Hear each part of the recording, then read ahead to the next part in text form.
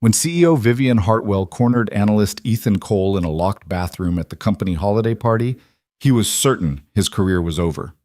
6 months of mistakes, missed deadlines, and barely concealed exhaustion had finally caught up with him. But as she stepped closer, her expensive perfume mixing with the scent of his fierce sweat, she whispered 7 words that would change everything. I know exactly what you're going through. What happened next wasn't a termination. It was something far more dangerous, far more intimate, and far more life-changing than Ethan could have ever imagined. If you want to know how a single conversation in a bathroom transformed 2 lives and revolutionized an entire company, stay until the end. And please, hit that like button and comment with your city so I can see how far this story reaches. Now let's begin. The fluorescent lights in the bathroom flickered once, then held steady, casting harsh shadows across Vivian Hartwell's face as she turned the lock with a decisive click. Ethan Cole's heart hammered against his ribs so hard he was certain she could hear it. This was it. 6 months of barely holding it together, and it was all going to end here, in a women's bathroom at the company holiday party, with the muffled sound of Jingle Bell Rock bleeding through the walls. Ms. Hartwell, he started, but she raised one perfectly manicured hand. Don't, she said quietly. Not yet. Ethan's mouth went dry. He'd been rehearsing his defense for weeks, preparing for the inevitable confrontation about his performance. The missed deadline on the Sanderson account, the typo-riddled report he'd submitted at 3 in the morning, the presentation where he'd blanked on basic figures he should have known cold. But standing here now, trapped between the door and the CEO of Meridian Analytics, all his carefully constructed explanations evaporated like steam. Vivian Hartwell was 42, though she could have passed for 35. Her dark hair was pulled back in a sleek chignon that probably cost more than Ethan's entire wardrobe. She wore a charcoal dress that was simultaneously professional and devastating, paired with heels that brought her nearly to his eye level. Everything about her screamed power, control, precision.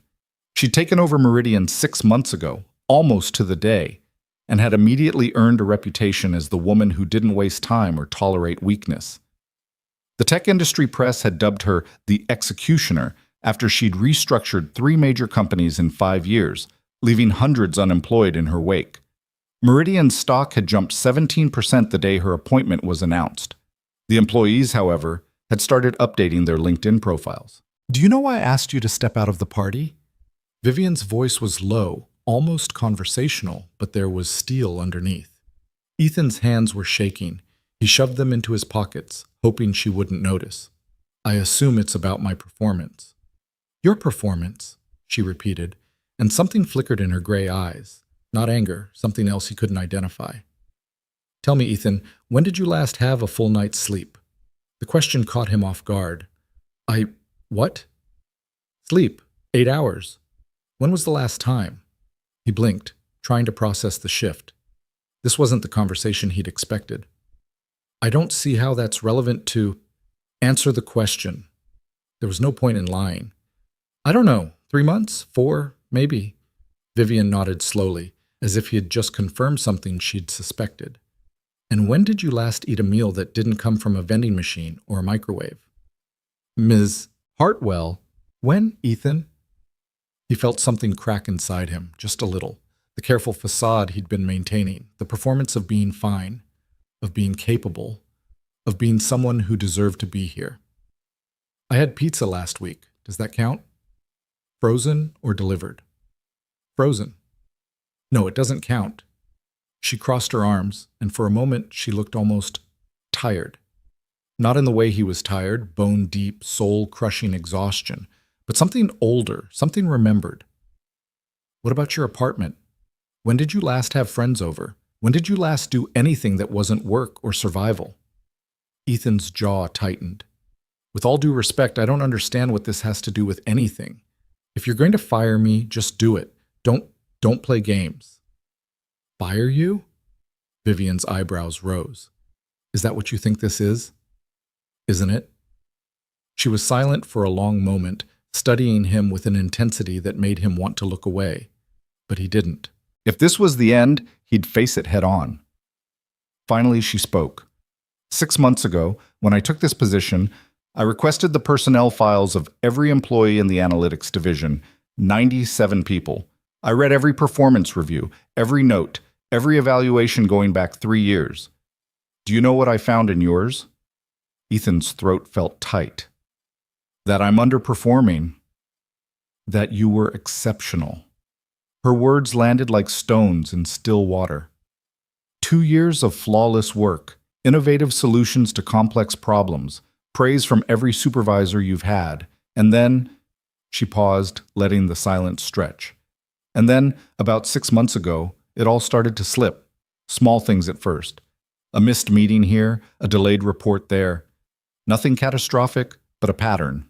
A decline. He wanted to defend himself, to explain about Sarah leaving, about the money, about the apartment and the bills, and the constant grinding pressure of just trying to exist, but the words wouldn't come. I've been watching you, Ethan, Vivian's voice softened slightly. Not to catch you failing, to understand why you're failing. There's a difference. Something in his chest loosened, just fractionally. Why? Because I recognized the pattern. She moved closer, close enough that he could see the fine lines at the corners of her eyes, the slight tension in her jaw. I lived it. Before he could process that statement, his phone buzzed in his pocket. He ignored it, but it buzzed again, and again. Vivian glanced down. You should check that. It's nothing. Check it. With trembling fingers, Ethan pulled out his phone. 3 alerts from his bank app. Insufficient funds. Transaction declined. Overdraft warning. His rent payment, the automatic payment that was supposed to go through tonight, had bounced. He had 3 days before his landlord started eviction proceedings. The bathroom tilted slightly. Ethan pressed his palm against the cool tile wall, fighting the wave of nausea that swept over him.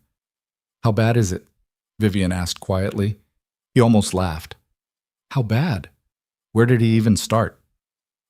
6 months earlier, Ethan Cole had been a different person. Not better necessarily, but different. More naive. More optimistic. More certain that life was something you could plan for, control, predict. He'd been with Sarah for 4 years. They'd met at a data science conference in Austin, both of them bored during a panel on predictive analytics, both of them sneaking out early to find actual food instead of conference center sandwiches. She was brilliant, funny, ambitious. She worked in fintech, made good money, had a clear trajectory for her career. They'd moved in together after a year, started saving for a wedding after 2, got engaged after 3. The ring had cost him 2 months' salary. Sarah said it was too much, but her eyes had lit up when she saw it, so he knew he'd chosen right. They'd had plans.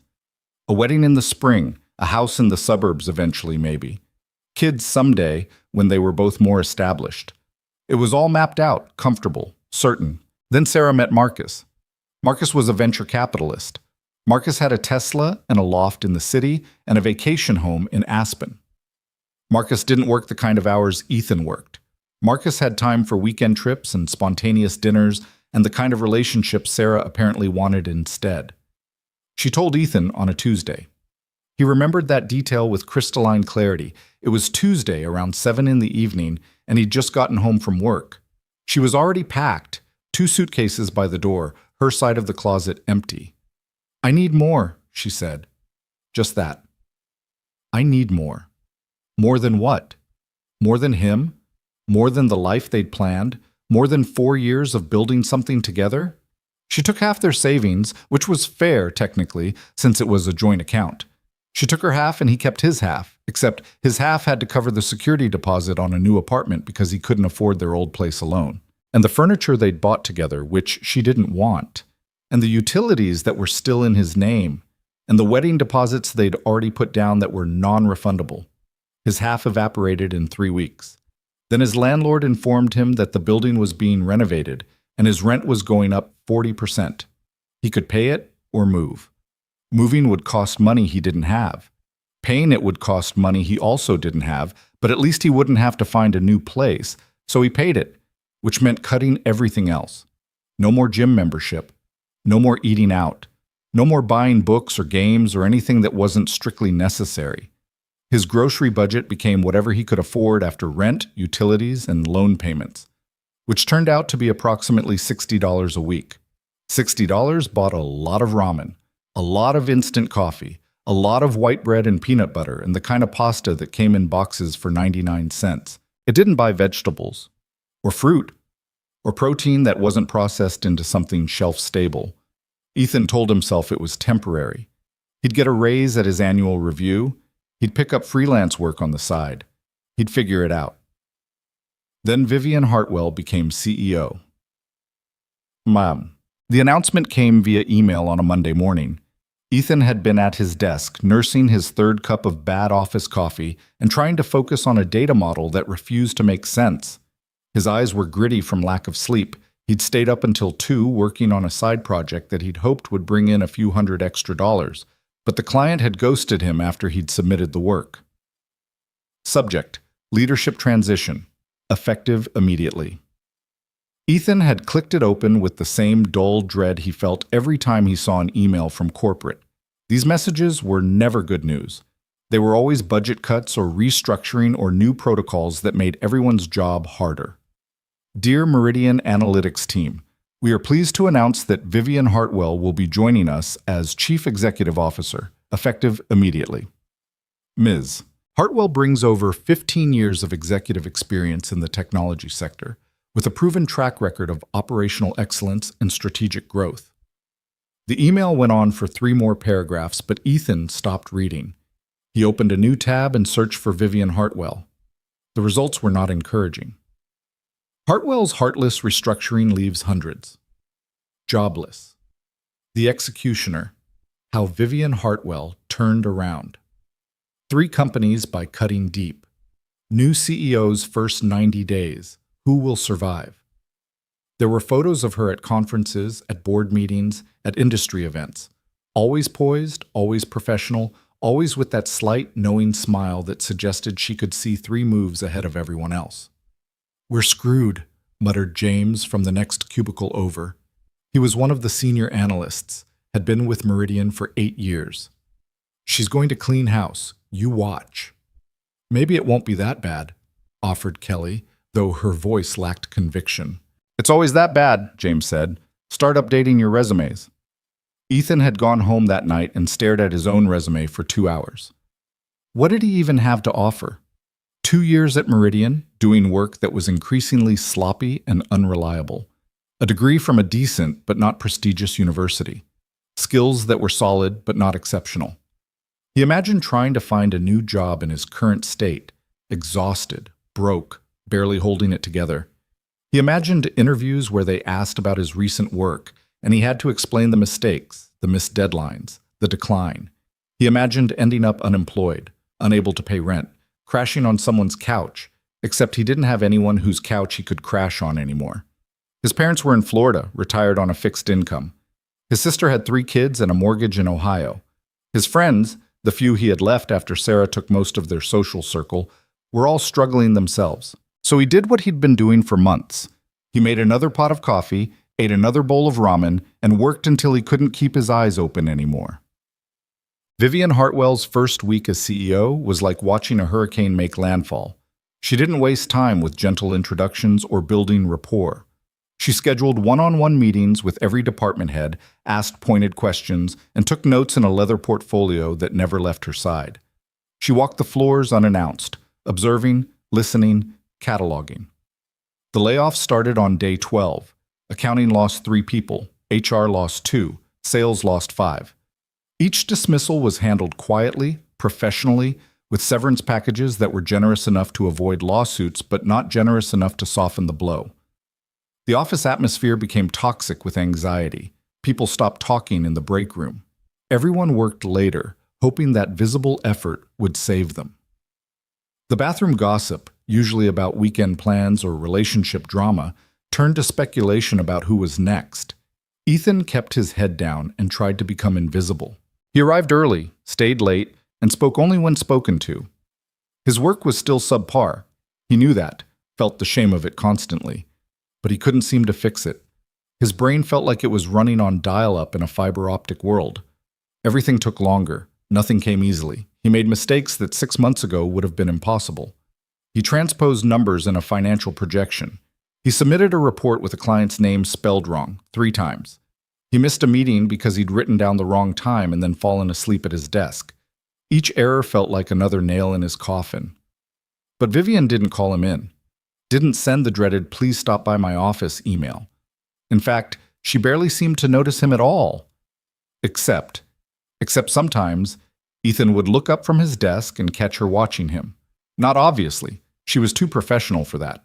But he'd glance toward the executive wing and she'd be there, standing at her office window, and their eyes would meet for just a second before she turned away. It happened enough times that he started to wonder if he was imagining it.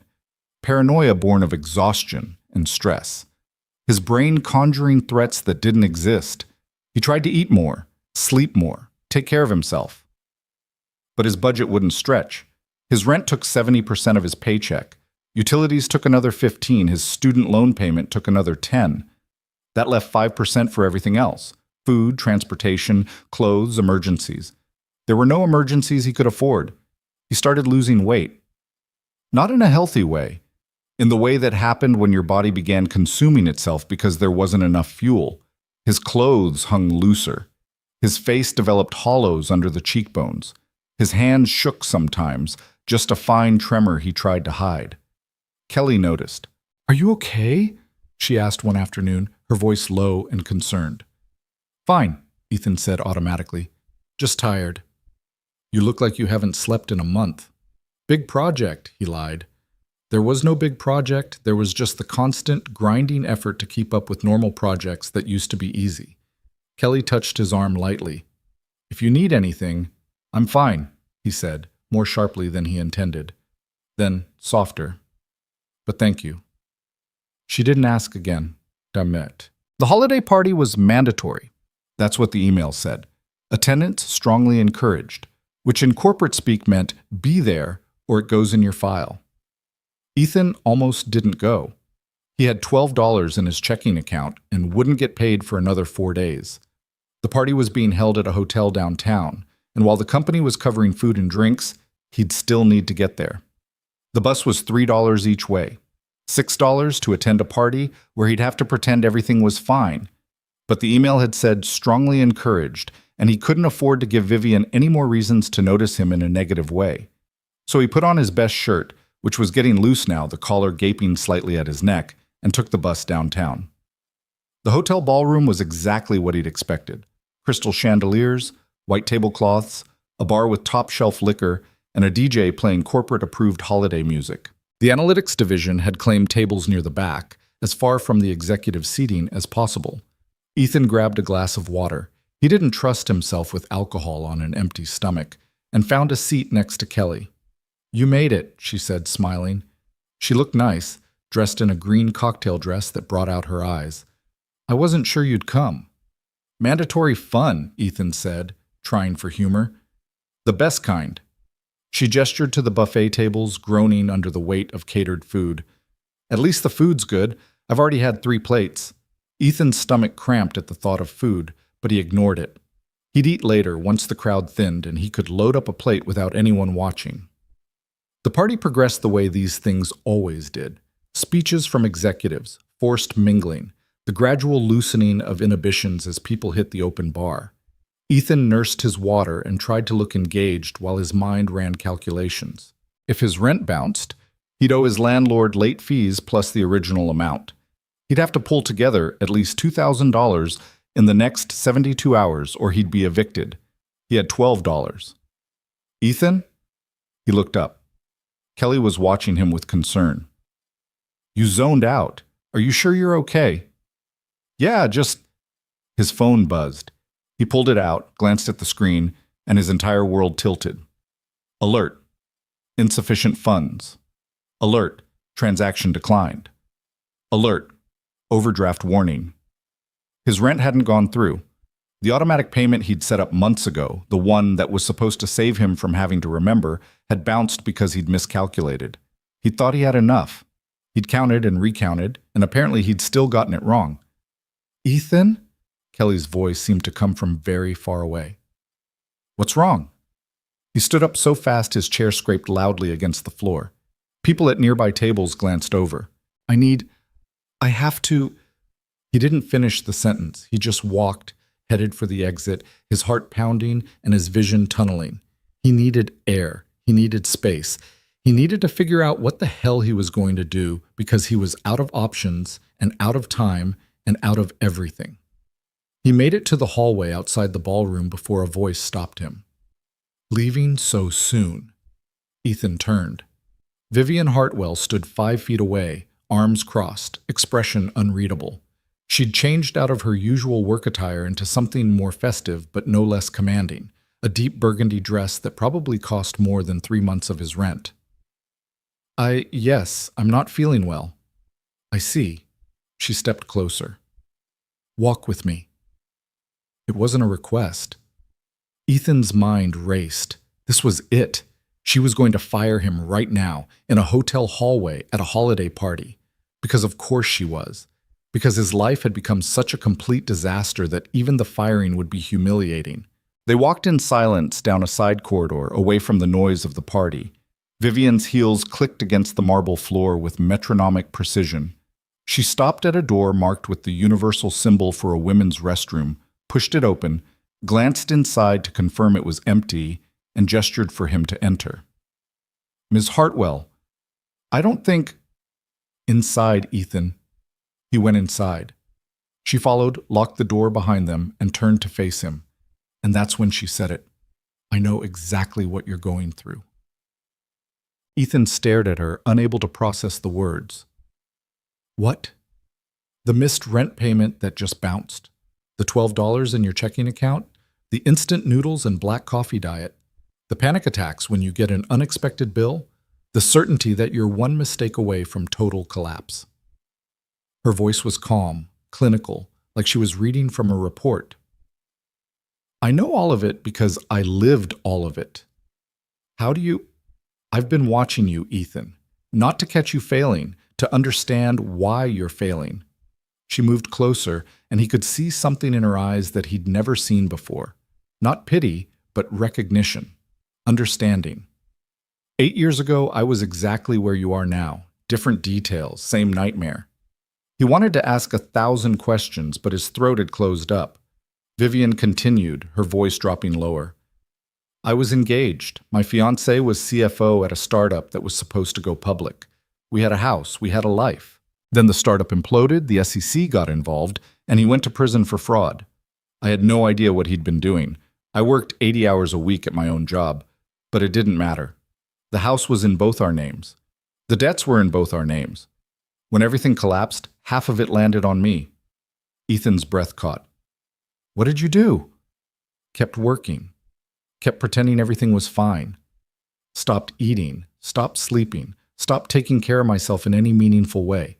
I told myself I just needed to work harder, be better, prove I could handle it."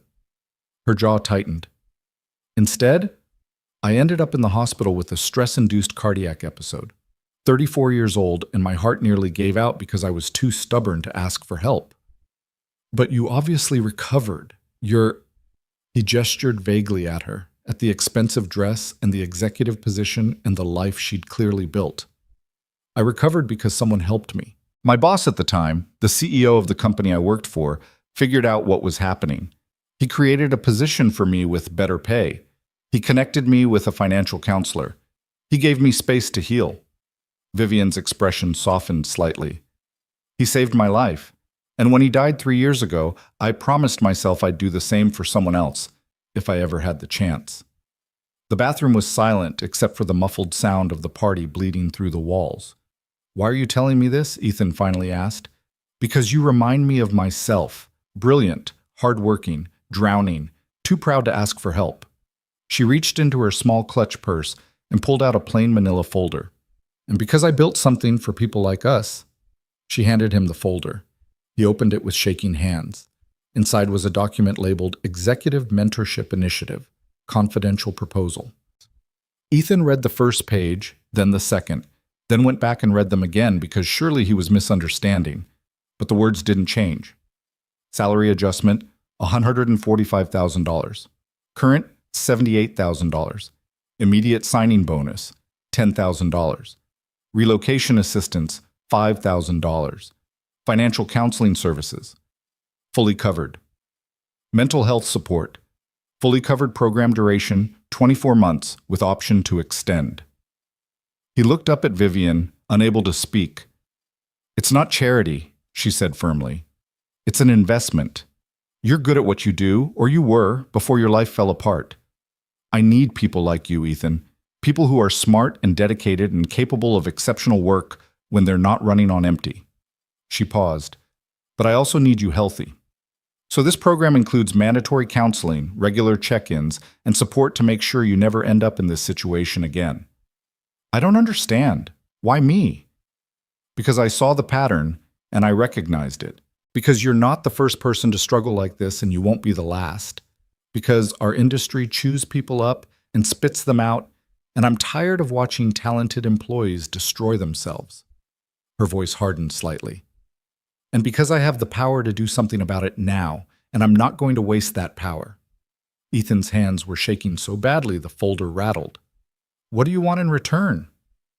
Your best work, your honesty about what you need, your help refining this program so it can help others.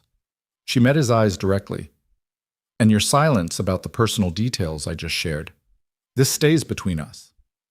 That's what she'd said when they first walked in. This stays between us. He'd thought she meant his firing. Instead, she meant her past, her vulnerability, the fact that the terrifying CEO, known as the executioner, had once been just as broken as he was. I don't know what to say.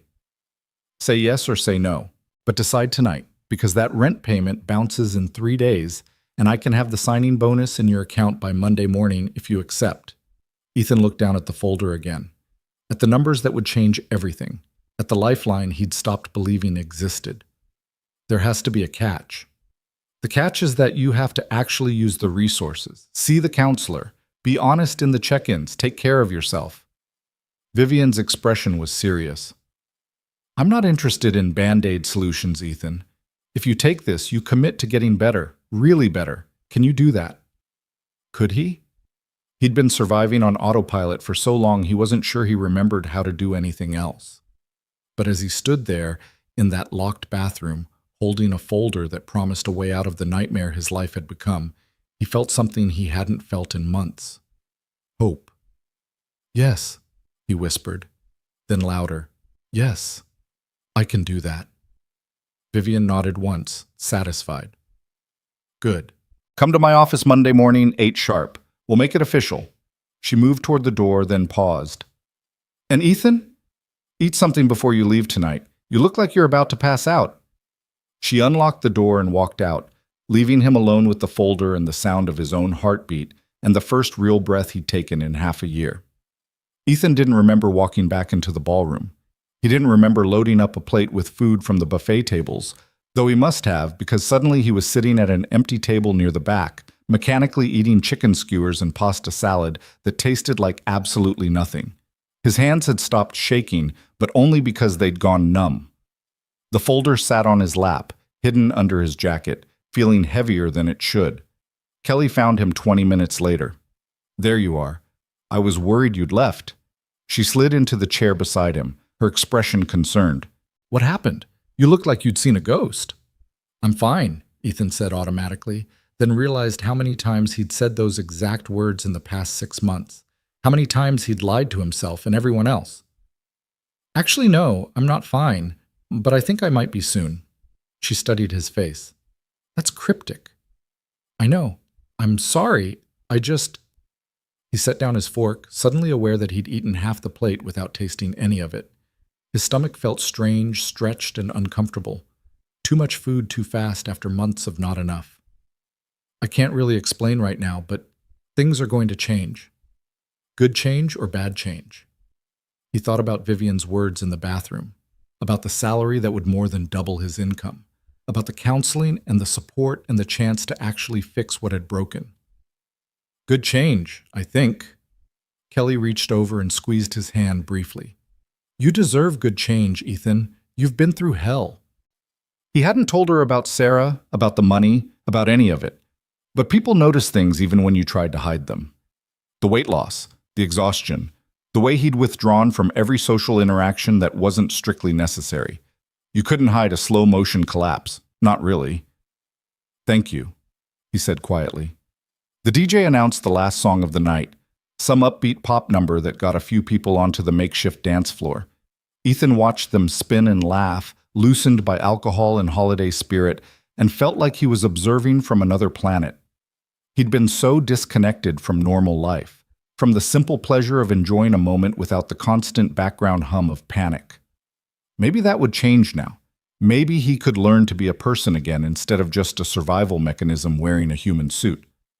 He stayed until the party officially ended, then took the bus home through streets decorated with Christmas lights that blurred in the windows. His apartment was exactly as he'd left it. A studio with bare walls, minimal furniture, and the kind of silence that felt oppressive.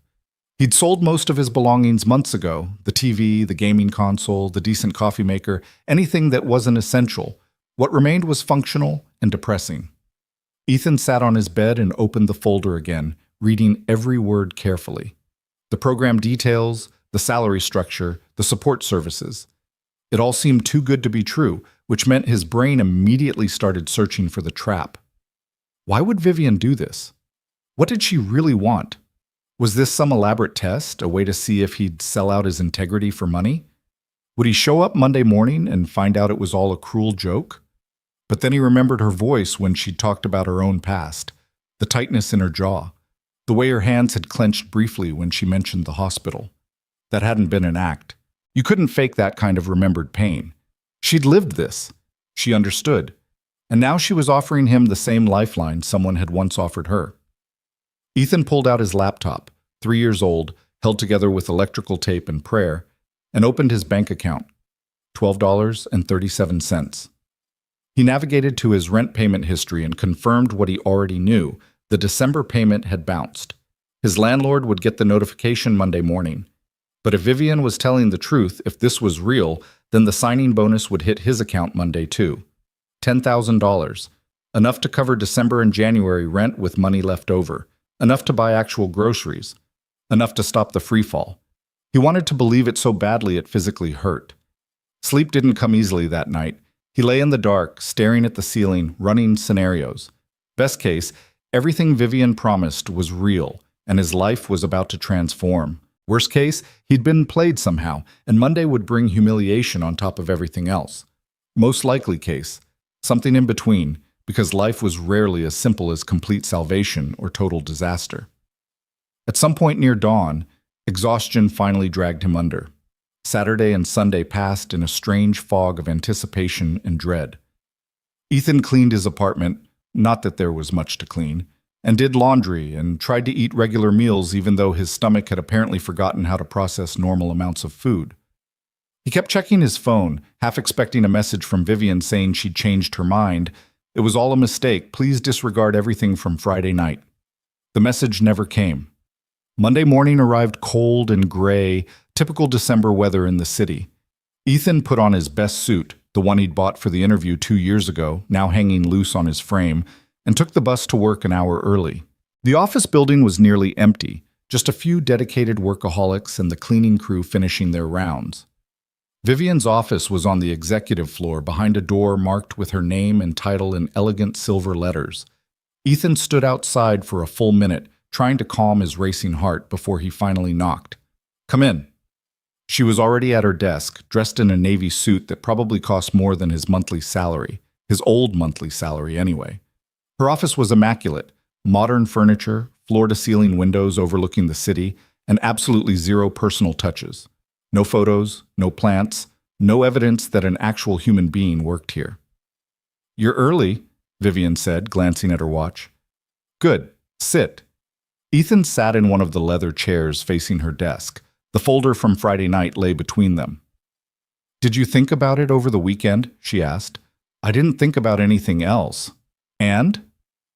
"I'm here," Vivian nodded, as if that settled something. She pulled out a stack of papers from her desk drawer and slid them across to him. "Employment contract. The salary and benefits we discussed are all outlined in Section 3. The mentorship program requirements are in Section 7. Read everything carefully before you sign." Ethan picked up the contract with hands that only trembled slightly. The letterhead was official Meridian Analytics stationery. The language was dense legal prose, but the numbers jumped out at him clear as day.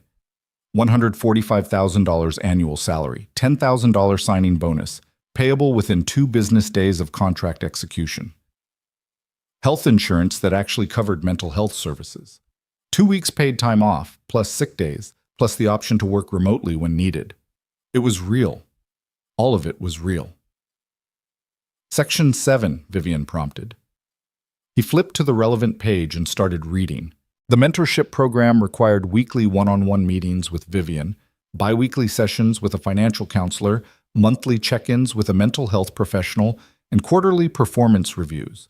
Participants were expected to maintain certain standards, not perfection, but consistent effort toward improvement.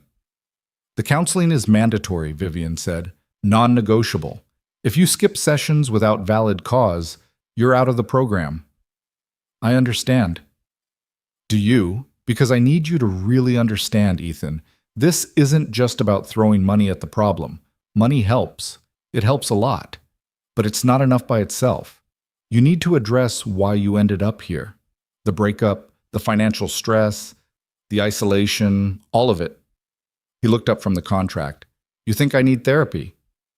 I think you need support. Therapy is part of that. Her expression softened fractionally.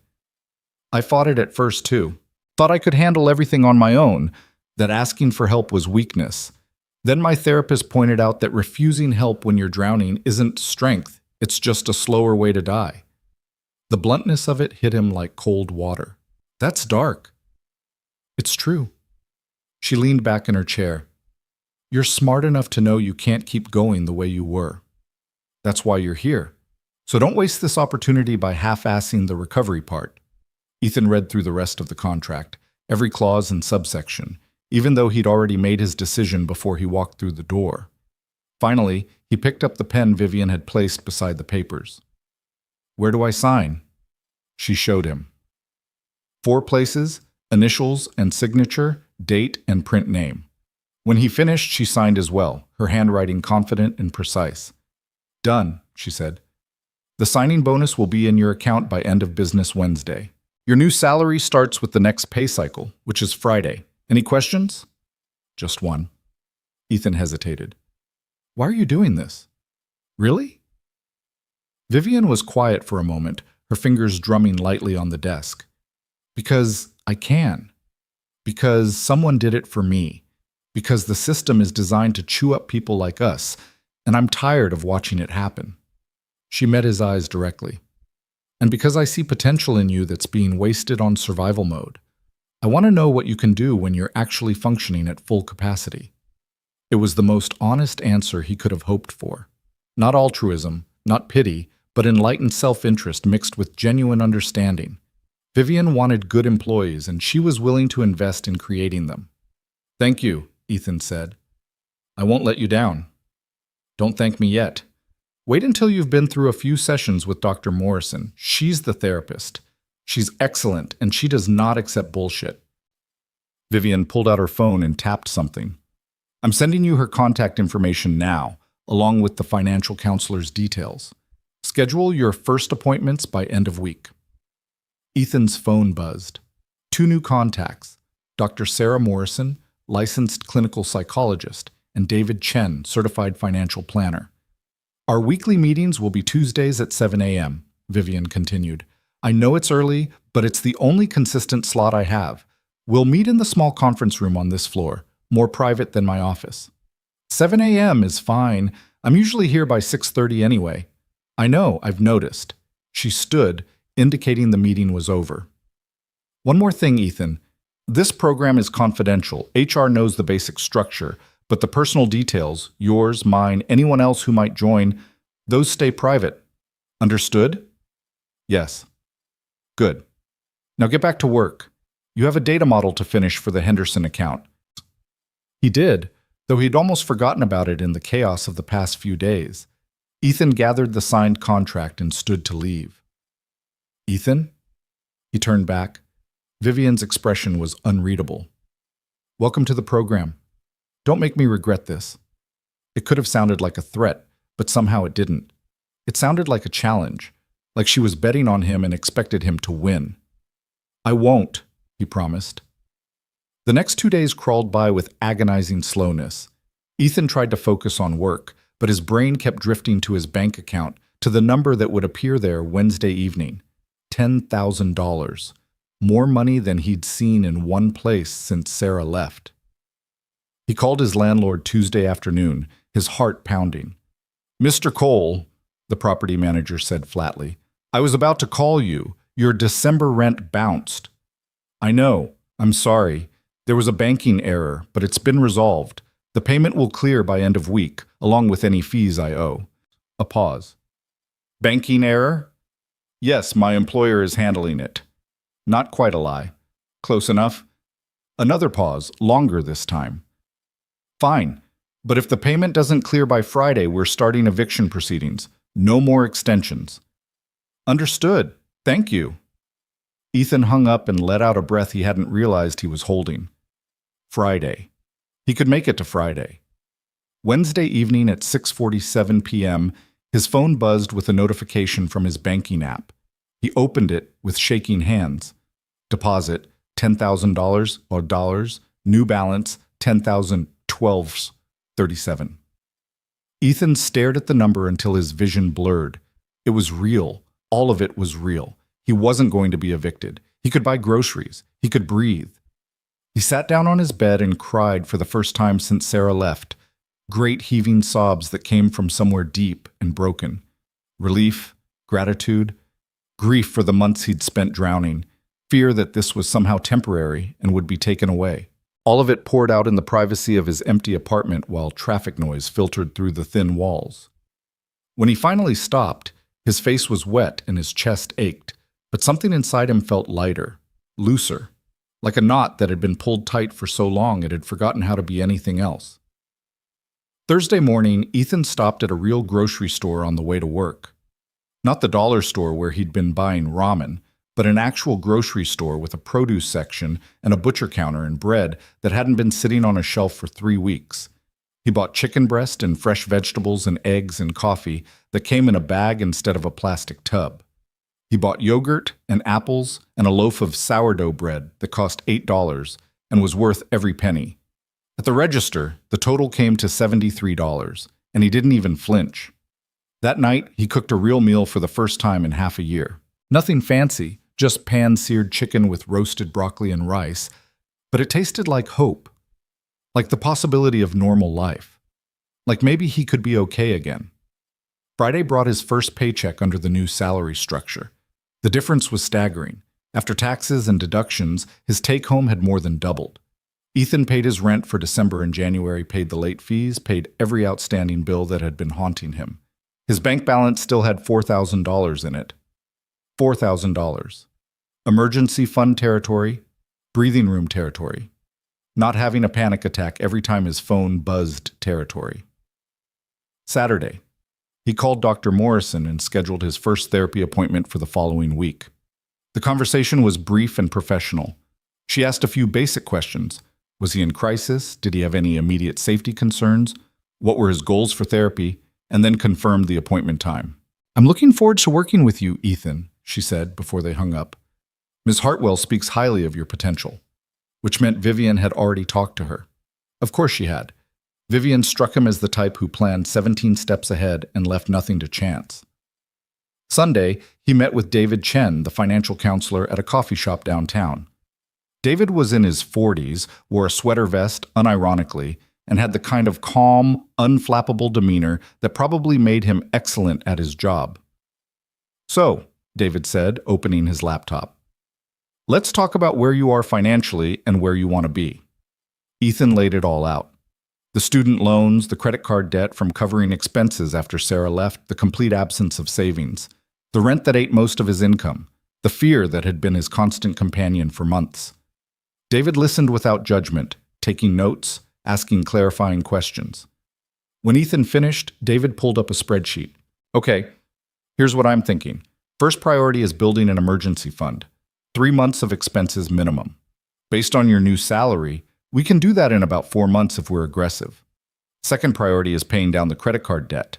Third is increasing your student loan payments to reduce the long-term interest. And fourth is starting retirement contributions because you're young enough that compound interest is your best friend. He walked Ethan through the budget he'd created, showing where the money would go each month.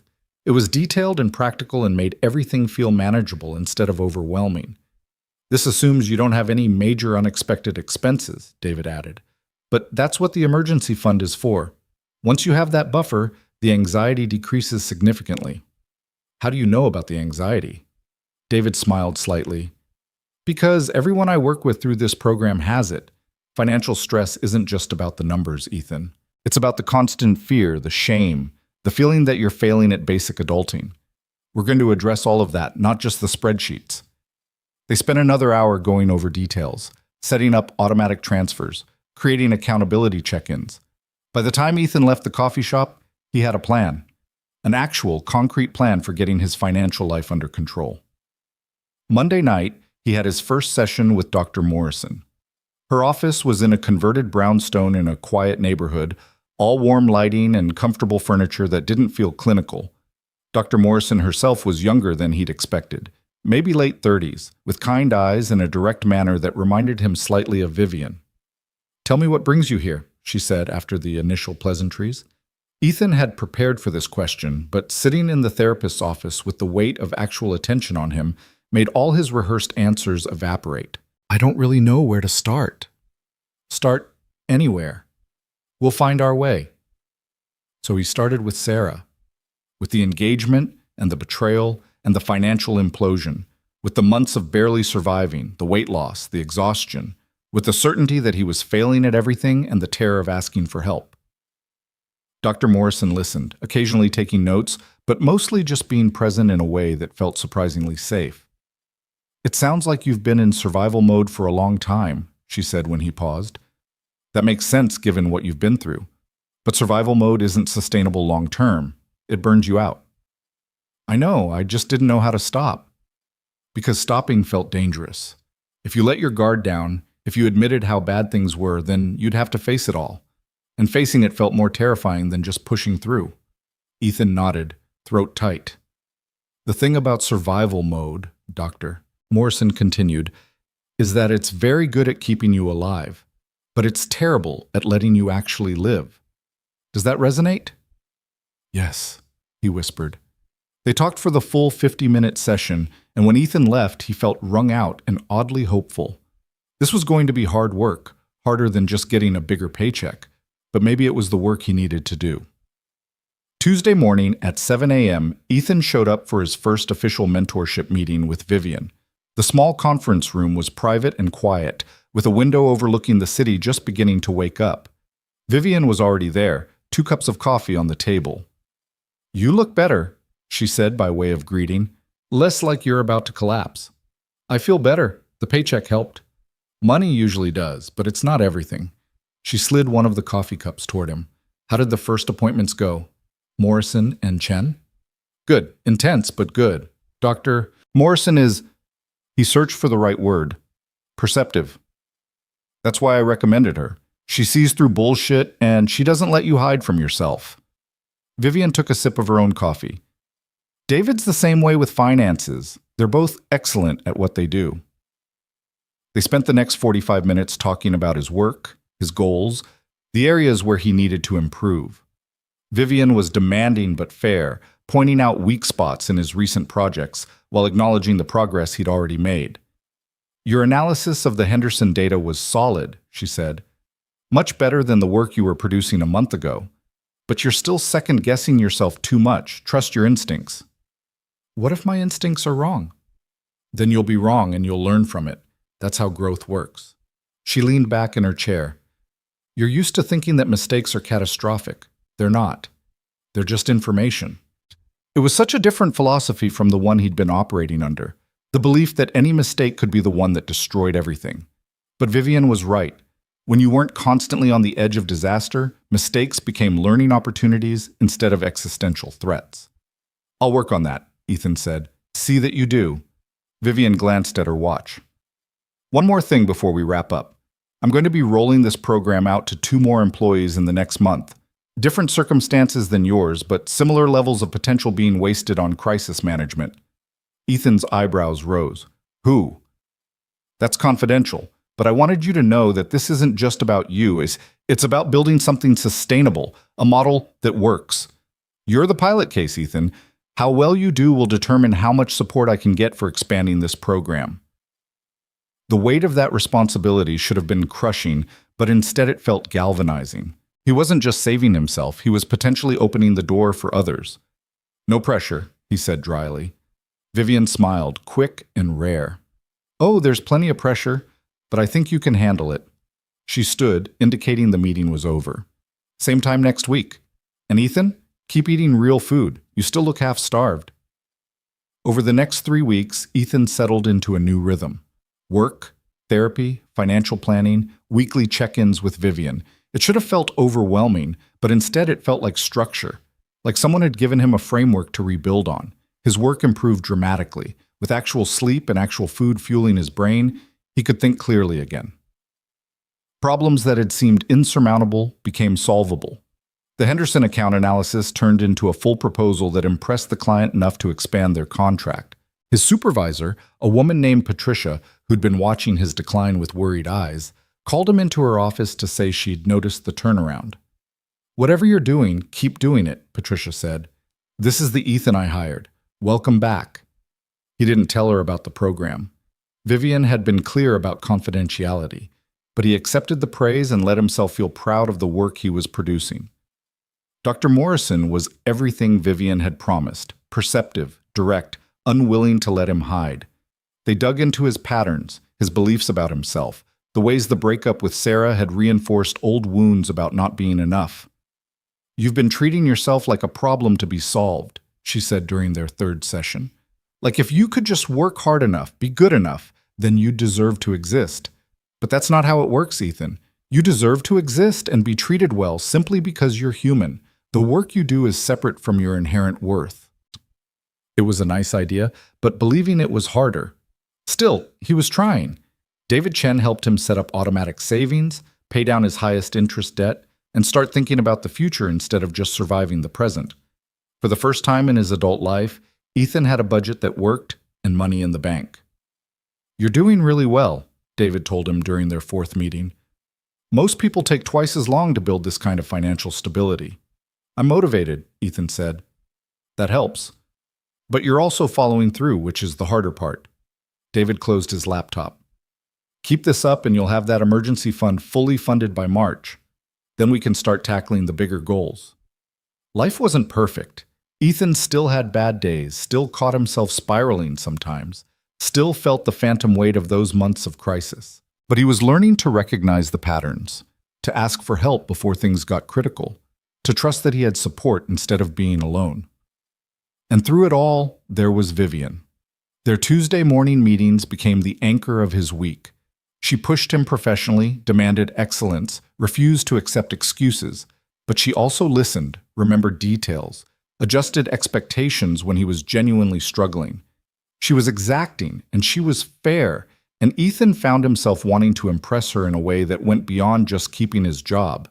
He told himself it was professional admiration, respect for someone who'd built something extraordinary and was sharing that knowledge with him.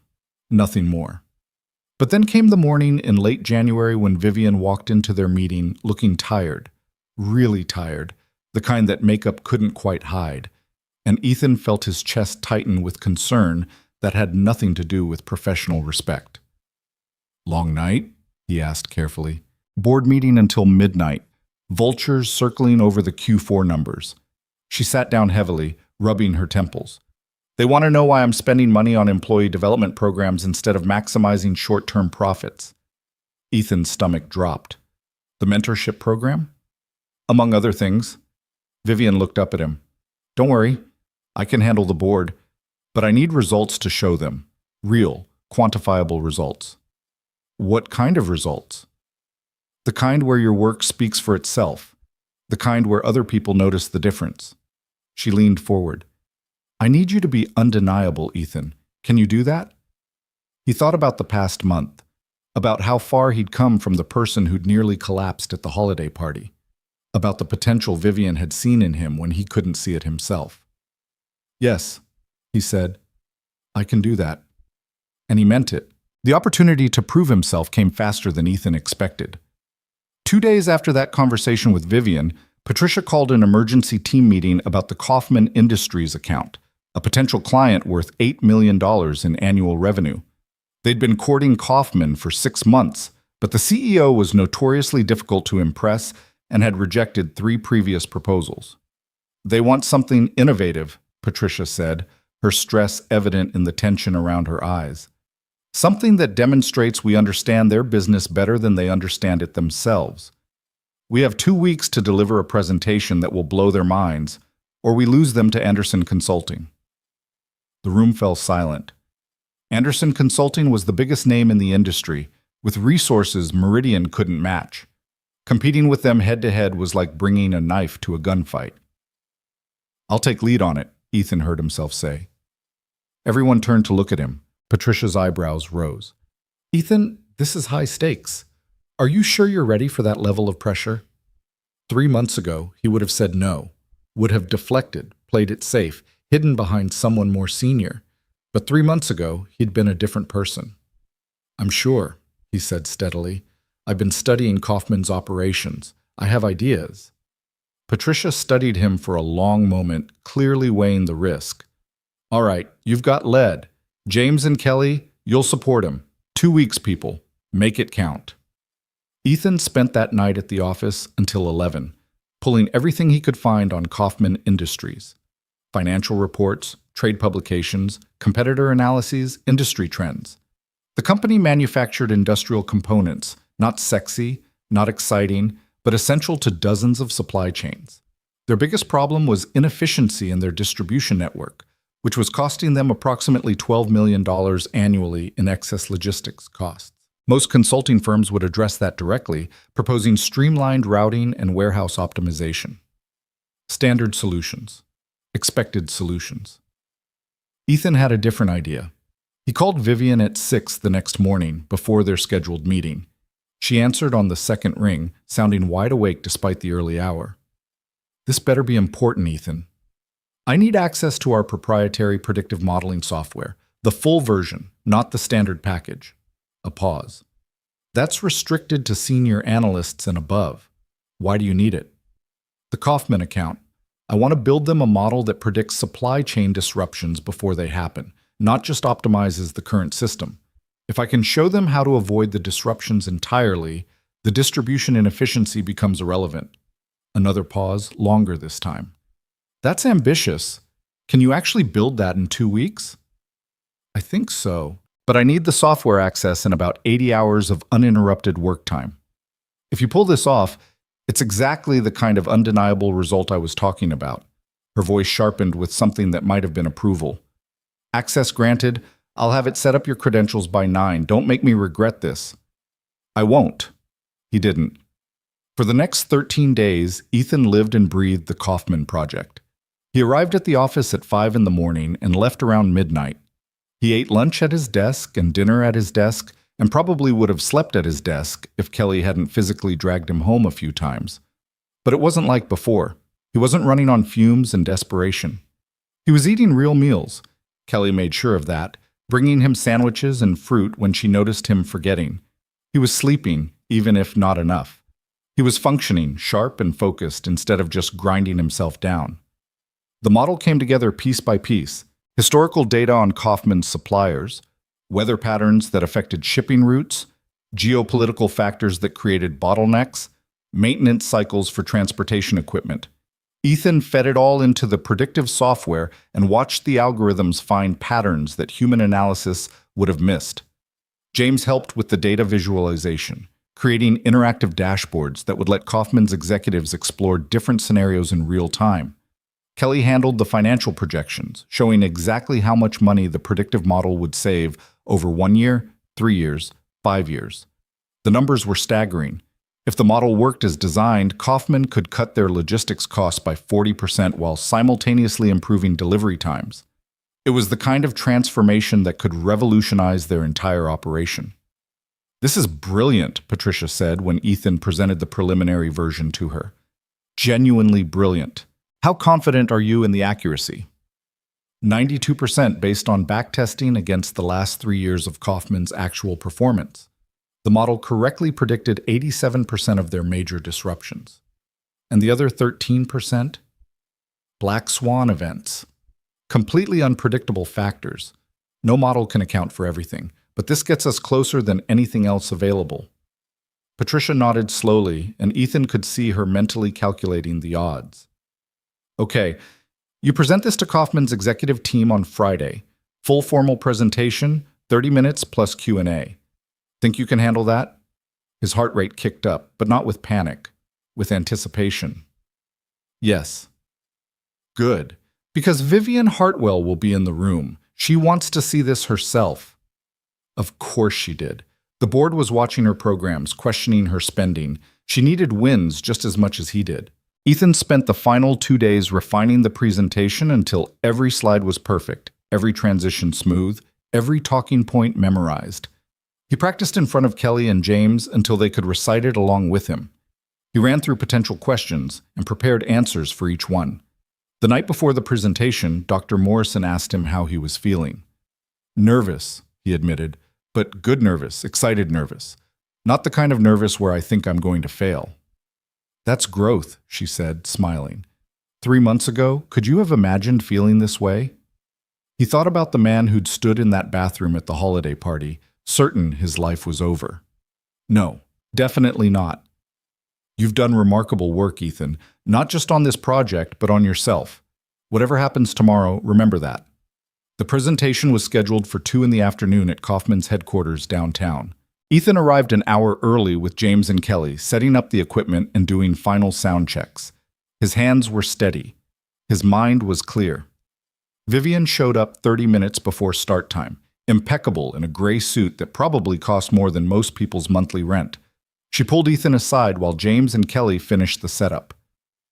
"How are you feeling?" she asked quietly. "Ready?"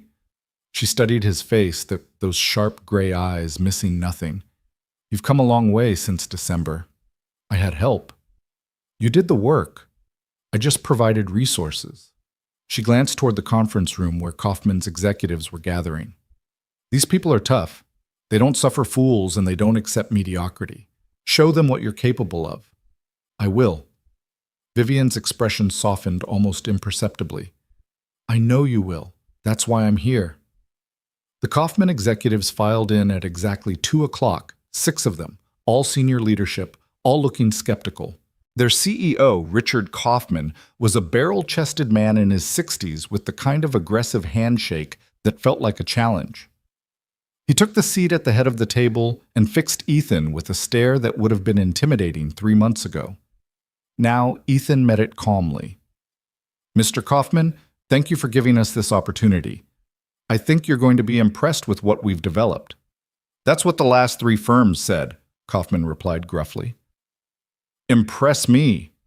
Ethan dimmed the lights and began. He walked them through Kaufman Industries' current distribution challenges, using their own data to illustrate the scale of the problem. 12 million in annual losses, delayed shipments affecting customer satisfaction, inefficiencies that were costing them competitive advantage. The executives nodded. This was familiar territory, nothing they didn't already know. Then Ethan shifted gears. Most consulting firms would tell you to optimize your current system. Better routing, consolidated warehouses, improved scheduling. Those solutions would save you maybe 2-3 million annually. We're proposing something different. He pulled up the predictive model, the interface elegant and intuitive. Instead of reacting to disruptions, what if you could see them coming? What if you knew 3 weeks in advance that a supplier in Taiwan was going to have production delays because of monsoon season? What if you could reroute shipments around a highway closure that hasn't been announced yet? What if you could predict equipment failures before they strand your freight? He demonstrated, running scenarios in real time. The model flagged a potential bottleneck in Kaufman's Seattle distribution hub, projected it would cause a 7-day delay, and suggested 3 alternative solutions complete with cost-benefit analyses. "This is based on your actual data from last March," Ethan explained. The model predicted this disruption with 94% accuracy. If you'd had this system then, you could have avoided $300,000 in expedited shipping costs. Kaufman leaned forward, his skepticism shifting to interest. How does it work? Ethan explained the methodology, the data inputs, the machine learning algorithms, the continuous improvement cycle that made the model more accurate over time. He showed them the financial projections, 40% reduction in logistics costs within the first year, improving to 55% by year 3. One of the executives, a sharp-eyed woman named Margaret, asked the question Ethan had been waiting for. This sounds too good to be true. What's the catch? The catch is that it requires significant upfront investment in data infrastructure and ongoing maintenance. You'll need to integrate your systems, provide continuous data feeds, and assign staff to monitor the outputs. It's not a magic bullet. It's a tool that requires commitment. How much upfront investment? Kaufman asked. Kelly stepped forward with the cost breakdown. It was substantial, $2 million in the first year, but the ROI was undeniable. They'd break even in 7 months and save tens of millions over the contract lifetime. The room fell silent as Kaufman's team processed the information. Ethan could feel his heart pounding, but kept his expression neutral and professional. Vivian sat in the corner, her face unreadable, watching everything. Finally, Kaufman spoke. I've sat through a lot of presentations, son. Seen a lot of consultants promise the moon. This is the first time I've actually believed someone might be able to deliver it. Ethan's chest loosened slightly. We can deliver it, sir, and we can prove it. Give us a 3-month pilot program. If the model doesn't perform as promised, you walk away with no further obligation. Smart, Kaufman said, nodding. Put your money where your mouth is. He looked at his team. Thoughts?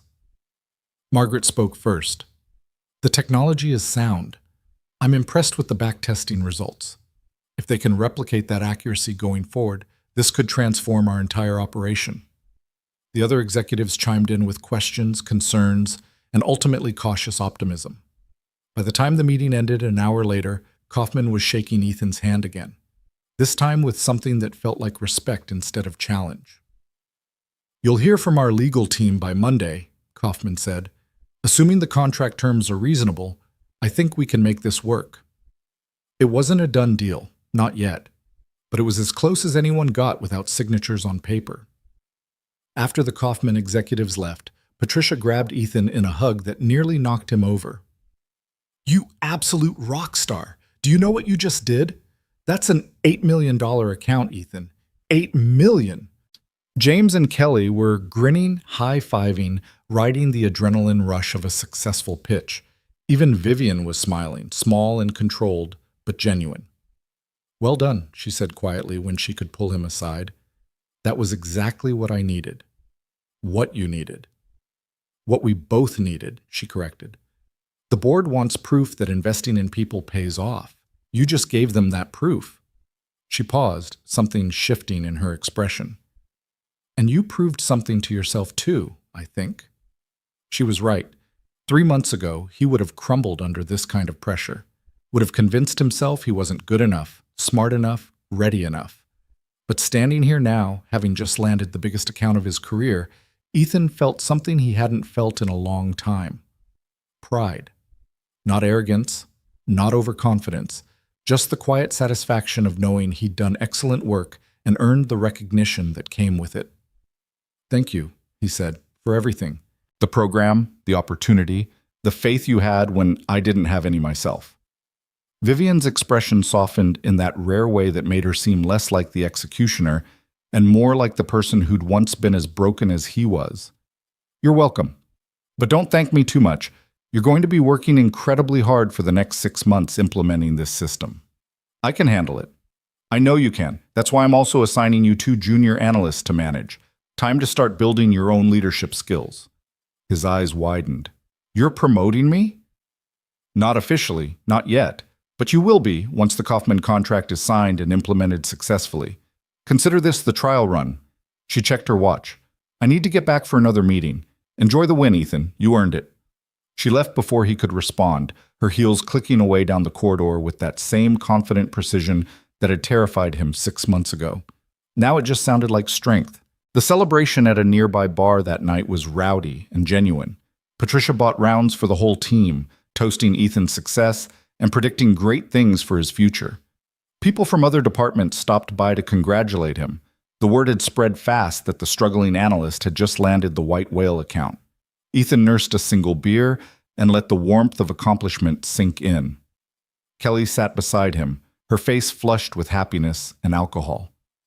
"You know what the best part is?" she said. "Watching you come back. It was like watching someone return from the dead." He looked at her, this woman who'd been kind when he was barely functional, who'd brought him food and checked on him and never once made him feel like a burden. "I couldn't have done it without people like you." "Yeah, you could have, but I'm glad you didn't have to." She clinked her glass against his. "To not doing it alone." "To not doing it alone," he echoed. When he finally got home that night, early by celebration standards, but he still had a therapy appointment in the morning, Ethan lay in bed and took stock of his life. 4 months ago, he'd been drowning. No money, no hope, no future beyond survival. Now he had savings in the bank, had a career that was not only stable but thriving, had support systems and people who cared, and the beginning of belief that he might actually be okay. His phone buzzed with a text from an unknown number. He opened it, frowning. "Congratulations on the Kaufman account. I knew you had it in you. VH." Ethan stared at the message. Vivian had never texted him before. Their communication was always formal, scheduled, professional. This felt different, personal. He typed back, "Thank you. Couldn't have done it without your support." The reply came quickly. "Don't sell yourself short. The work was all you. Sleep well, Ethan. You've earned it." He did sleep well, better than he had in months. And when he woke up the next morning to his alarm at 5:30, he actually felt rested instead of just less exhausted. The next 2 weeks were a whirlwind of contract negotiations and implementation planning. Kaufman's legal team had questions. Their technical team had concerns. Their finance team wanted guarantees. Ethan handled it all with a confidence that surprised even him, backed up by James and Kelly, and occasionally Vivian when executive presence was needed. During their Tuesday morning meeting, Vivian informed him that 2 more employees had joined the mentorship program. "I can't tell you who," she said, "but I wanted you to know. Your success made it possible to expand. The board approved funding for 5 more positions based on the ROI you've demonstrated." Ethan felt something shift in his chest. 5 more people get help because I didn't fail? 5 more people get help because you succeeded spectacularly. There's a difference. She pulled out a folder, similar to the one she'd given him in December, but thicker. "I also want to start involving you in the program itself, helping identify candidates, providing peer mentorship, sharing your experience. Think you're interested?" "Absolutely. When do we start?" "Next month. First, we need to get Kaufman fully implemented and you fully promoted. 1 transformation at a time." But the transformation was already happening in ways Ethan was only beginning to recognize. His sessions with Dr. Morrison were peeling back layers of belief systems he'd been operating under for years. The idea that his worth was tied to productivity, that asking for help was weakness, that he had to be perfect to deserve basic respect. "You're allowed to be human," Dr. Morrison told him during one session. "You're allowed to make mistakes, have needs, take up space. Those aren't things you earn through achievement. They're inherent rights." "That's a nice theory," Ethan said. "Believing it is harder." "Of course it is. You've spent your whole life being told the opposite." She leaned forward slightly. "But you're building evidence now. Evidence that you can be supported and still be competent. That you can accept help and still be strong. Let that evidence speak." He tried. Some days were easier than others. Some days he still caught himself spiraling into old patterns. The belief that he was one mistake away from losing everything, that relaxing meant danger, that he couldn't trust good things to last. But he had tools now, people to call, strategies to manage the anxiety. And increasingly, he had proof that the catastrophe his brain predicted wasn't actually coming. March brought the official promotion, senior analyst, with a title and a salary bump and an office instead of a cubicle. It was small, barely bigger than a closet, but it was his. Ethan put his nameplate on the door and felt absurdly proud. Patricia called him into her office the day after the announcement. "I need to tell you something," she said, her expression serious. "I almost fired you in December." Ethan's stomach dropped. "What?" "You were struggling so badly, and I didn't know why. I thought maybe you were checked out, looking for other jobs, deliberately underperforming. I had the paperwork ready." She paused. "Then Vivian Hartwell called me into her office and told me that you were being transferred into a special development program and that I was not, under any circumstances, to take action against you without consulting her first." "She did that?" "She did that. And she didn't explain why, just said it was handled at the executive level." Patricia smiled slightly. "I was annoyed at the time, felt like she was overstepping, but watching what you've accomplished in the last 4 months, I get it now. She saw something in you that I was too close to see." Ethan didn't know what to say. He'd known Vivian had protected him, but hearing the specifics, knowing how close he'd come to losing everything right before she stepped in, was overwhelming. "Thank you for telling me," he managed. "Thank you for proving her right. You've become one of my best analysts, Ethan. Keep doing what you're doing." That night, Ethan wanted to thank Vivian properly, not just with an email or a quick comment in their Tuesday meeting. He found himself lingering after hours, knowing she usually worked late, and finally knocked on her office door around 7. "Come in." She was at her desk, reading glasses perched on her nose, surrounded by reports and financial projections. She looked up when he entered and removed the glasses. "Ethan, something wrong?" "No, I just—" He closed the door behind him. "Patricia told me you stopped her from firing me in December, before the program, before everything." Vivian set down the document she'd been reading. "She shouldn't have told you that." "Maybe not, but I'm glad she did." He moved closer to her desk. "I never really understood how close I came to losing everything, or how much you risked by intervening. It wasn't a risk, it was a calculated decision based on available data." "It was faith," Ethan corrected gently. "You had faith I could recover when everyone else, including me, thought I was done." She was quiet for a moment, and in the evening light filtering through her office windows, she looked tired. Not exhausted like he'd been, but carrying the weight of too many decisions, too many responsibilities. "I saw myself in you," she said finally. "That's not entirely professional to admit, but it's true. I saw someone drowning and I remembered what that felt like, and I couldn't just watch it happen. Not when I had the power to help. It was more than help. You saved my life. Don't be dramatic." "I'm not." Ethan held her gaze. "I was 3 days from eviction and maybe a week from a complete breakdown. Without this program, I don't know where I'd be right now. Probably not here. Probably not anywhere good." Vivian's expression shifted, something vulnerable flickering across her features before she locked it down. "Well, you are here, and you're thriving. That's what matters." "Because of you." "Because of you," she countered. "I provided resources. You did the actual work of rebuilding." They looked at each other across the desk, and Ethan felt something electric in the air between them. Something that had been building slowly over months of Tuesday morning meetings and professional conversations and moments of unexpected connection. He should leave, should thank her and go home and maintain the appropriate boundaries between mentor and mentee, between CEO and employee. But he didn't want to. "Vivian," he started, then stopped, unsure how to finish the sentence. She stood up, moving around the desk to stand closer to him.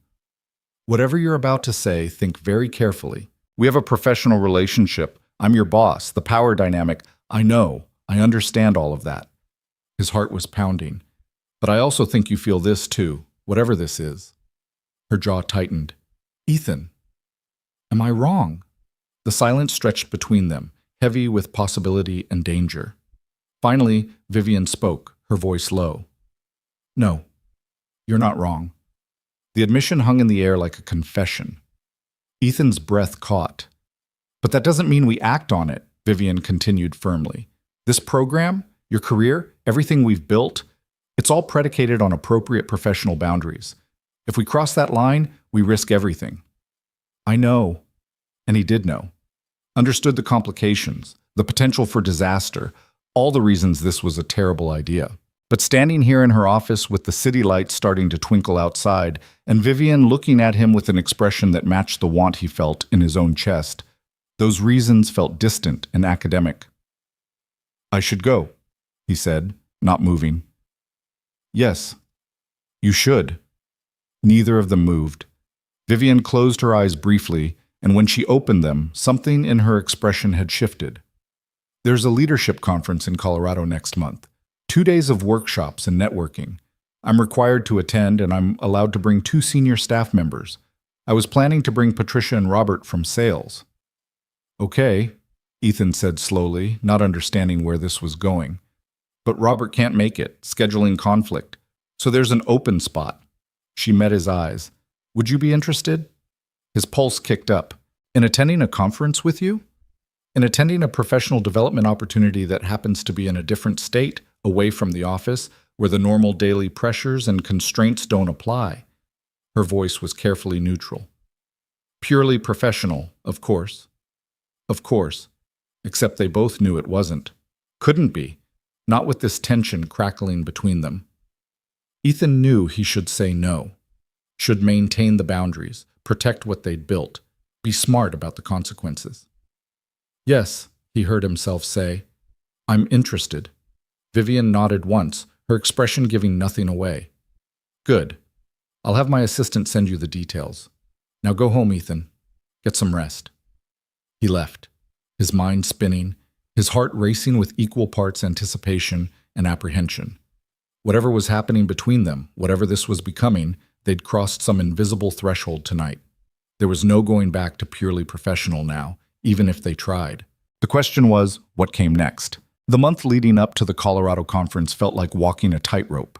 Ethan threw himself into work with an intensity that impressed even Patricia, managing the Kaufman implementation while simultaneously mentoring the 2 junior analysts Vivian had assigned him.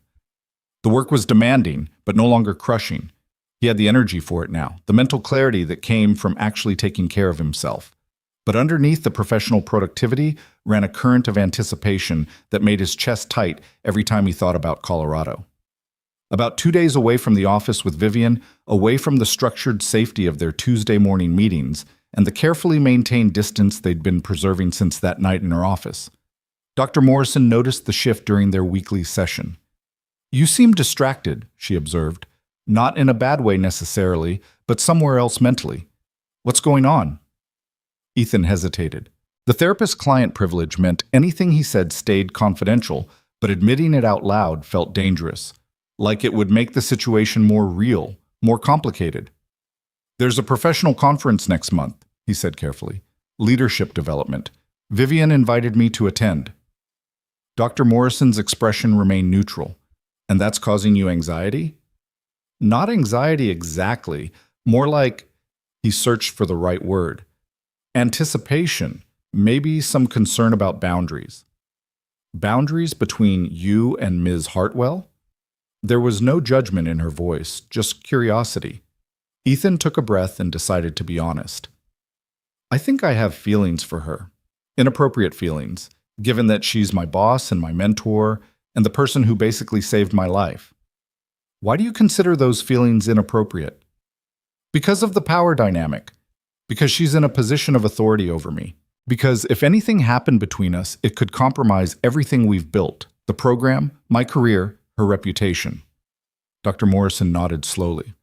Those are all valid concerns, but let me ask you something. Have these feelings interfered with your professional relationship so far? No, we've maintained appropriate boundaries. And has Ms. Hartwell done or said anything to make you feel pressured or uncomfortable? No, if anything, she's been the one maintaining distance. Ethan leaned back in his chair. But I know, the feelings aren't one-sided. She admitted as much. We just haven't acted on them. So you're both adults who are aware of the complications and are choosing to handle things professionally while acknowledging that attraction exists. Put that way, it sounded less scandalous. Yeah, I guess so. The question isn't whether the feelings are appropriate or inappropriate, Dr. Morrison said. Feelings just are. The question is what you do with them. As long as you're both being honest, maintaining consent, and protecting the professional relationship, you're not doing anything wrong. She paused. But you do need to think about what you want and what the potential consequences are of pursuing anything beyond professional. Ethan left that session with more questions than answers. What did he want? In the abstract, he wanted Vivian, wanted to explore whatever this connection was between them. But in the concrete reality of his life, wanting her meant risking everything she'd helped him build. Was that fair to either of them? The Kaufman implementation was consuming most of his working hours, but it was going well. The predictive model was performing even better than projected, catching potential disruptions with 96% accuracy. Richard Kaufman himself called to express his satisfaction. "Your team is excellent, son," Kaufman said over speakerphone during one of their progress check-ins. "We're seeing results already, real, measurable improvements to our bottom line." Patricia was beside herself with joy. "Do you know what this means? Kaufman is already recommending us to other companies in their network. We're going to have more business than we can handle." Which meant Meridian needed to expand, which meant Vivian was under less pressure from the board about her spending on employee development programs. The mentorship initiative was proving its value in dollars and cents, the language executives understood best. During their Tuesday meeting 2 weeks before Colorado, Vivian told him the program was being formalized. "The board approved it as a permanent line item in the budget," she said, and there was satisfaction in her voice. 5 positions initially, with potential to expand based on results. "You helped make that happen, Ethan." "We helped make that happen," he corrected. "You built the framework. I just proved it could work." "Take the credit. You've earned it." She pulled out her tablet, swiping through what looked like presentation slides. "I'm also going to need your help with something. Part of the Colorado conference involves presenting the mentorship program to other CEOs as a potential model. I want you there for that presentation." Ethan's eyebrows rose. "You want me to talk about my own experience?" "Only if you're comfortable. But yes, the data is compelling, but personal testimony is powerful. Executives respond to stories, not just statistics." The idea of standing in front of a room full of CEOs and admitting how close he'd come to complete collapse was terrifying. But it was also an opportunity to help others, to maybe inspire other companies to invest in their struggling employees instead of just firing them. "I'll do it," he said. "On one condition." Vivian's expression sharpened with interest. "Which is?" "I want to be involved in selecting the next candidates for the program. I know what the warning signs look like now. I can help identify people who need support before they hit crisis point." She considered this for a moment. "That could work. You'd be reporting directly to me on those assessments. This can't go through normal HR channels because of privacy concerns." "Understood. All right. We'll start after Colorado."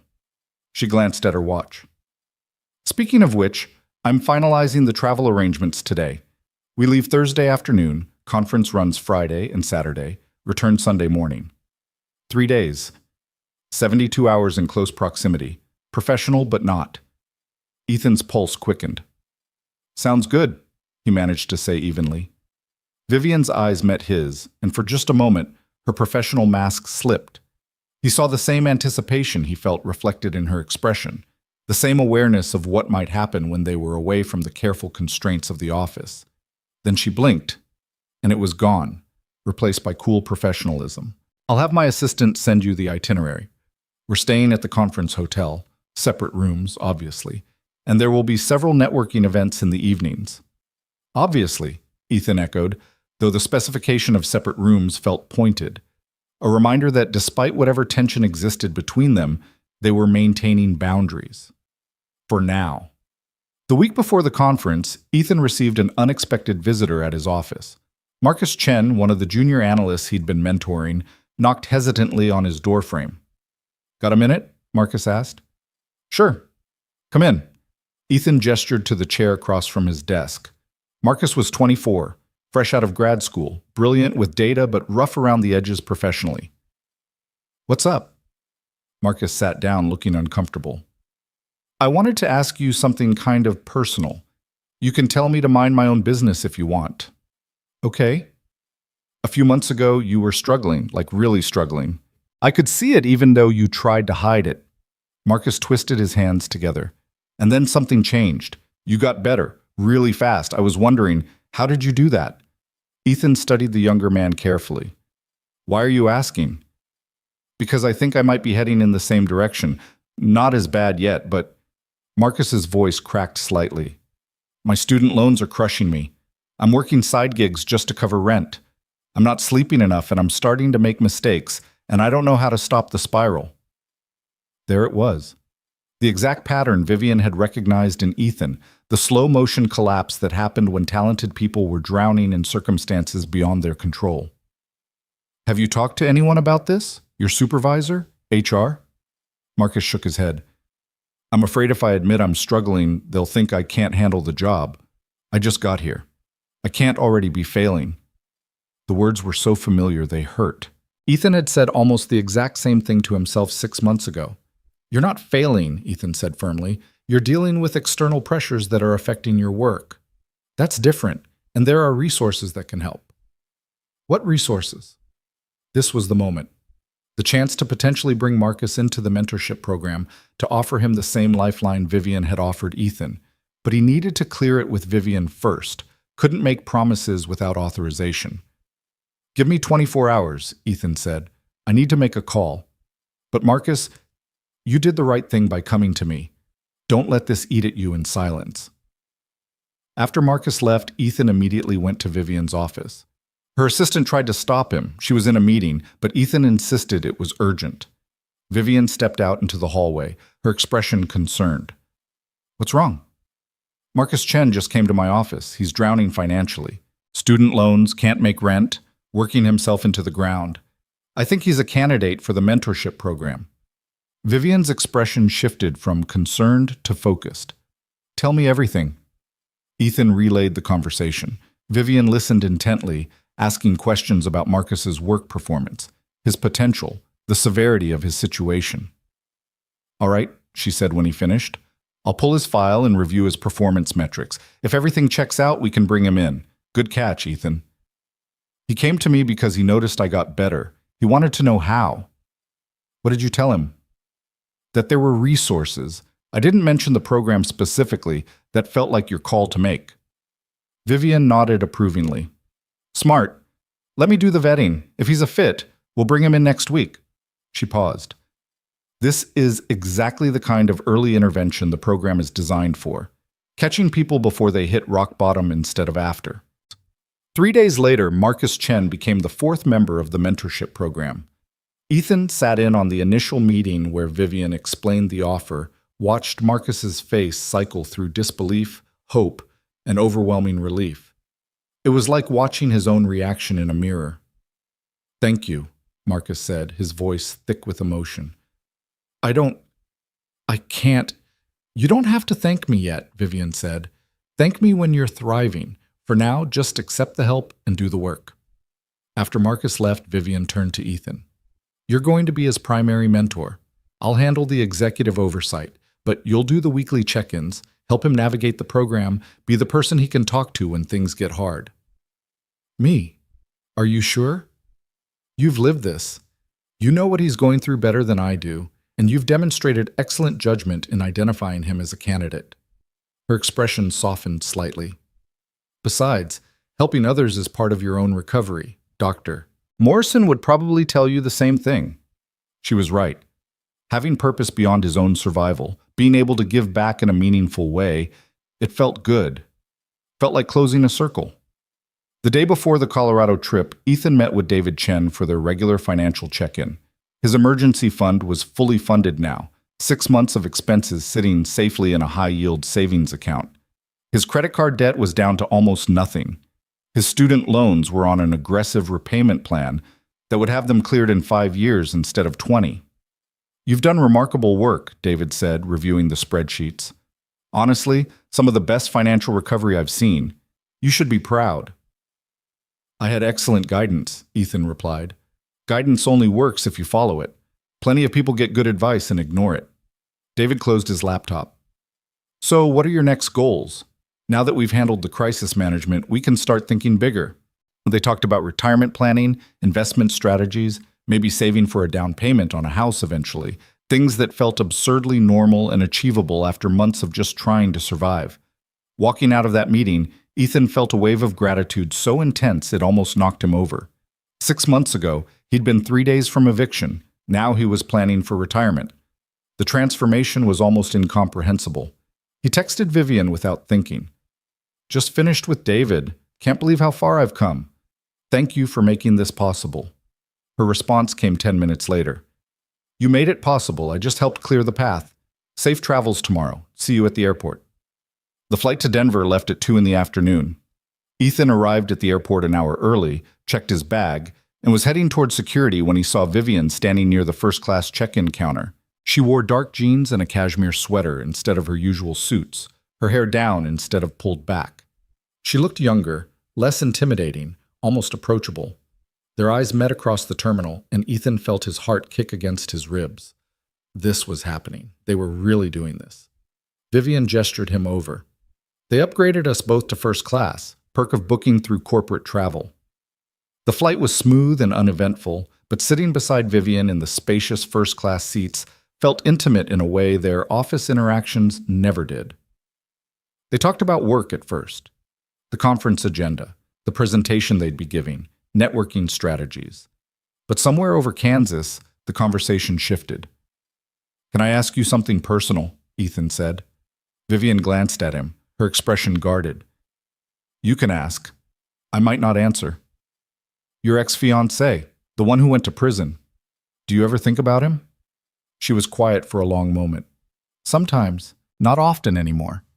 Mostly I think about who I was when I was with him, how blind I was to what was happening, how I prioritized work over paying attention to my own life. Do you regret it? The relationship? I regret the ending, the betrayal, the financial devastation, the public humiliation when it all came out. She took a sip of her wine. But I don't regret the person it forced me to become.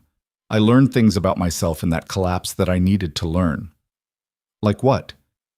That I'm stronger than I thought, that asking for help isn't weakness, that the armor I wore to protect myself was also isolating me from genuine connection. Her eyes met his.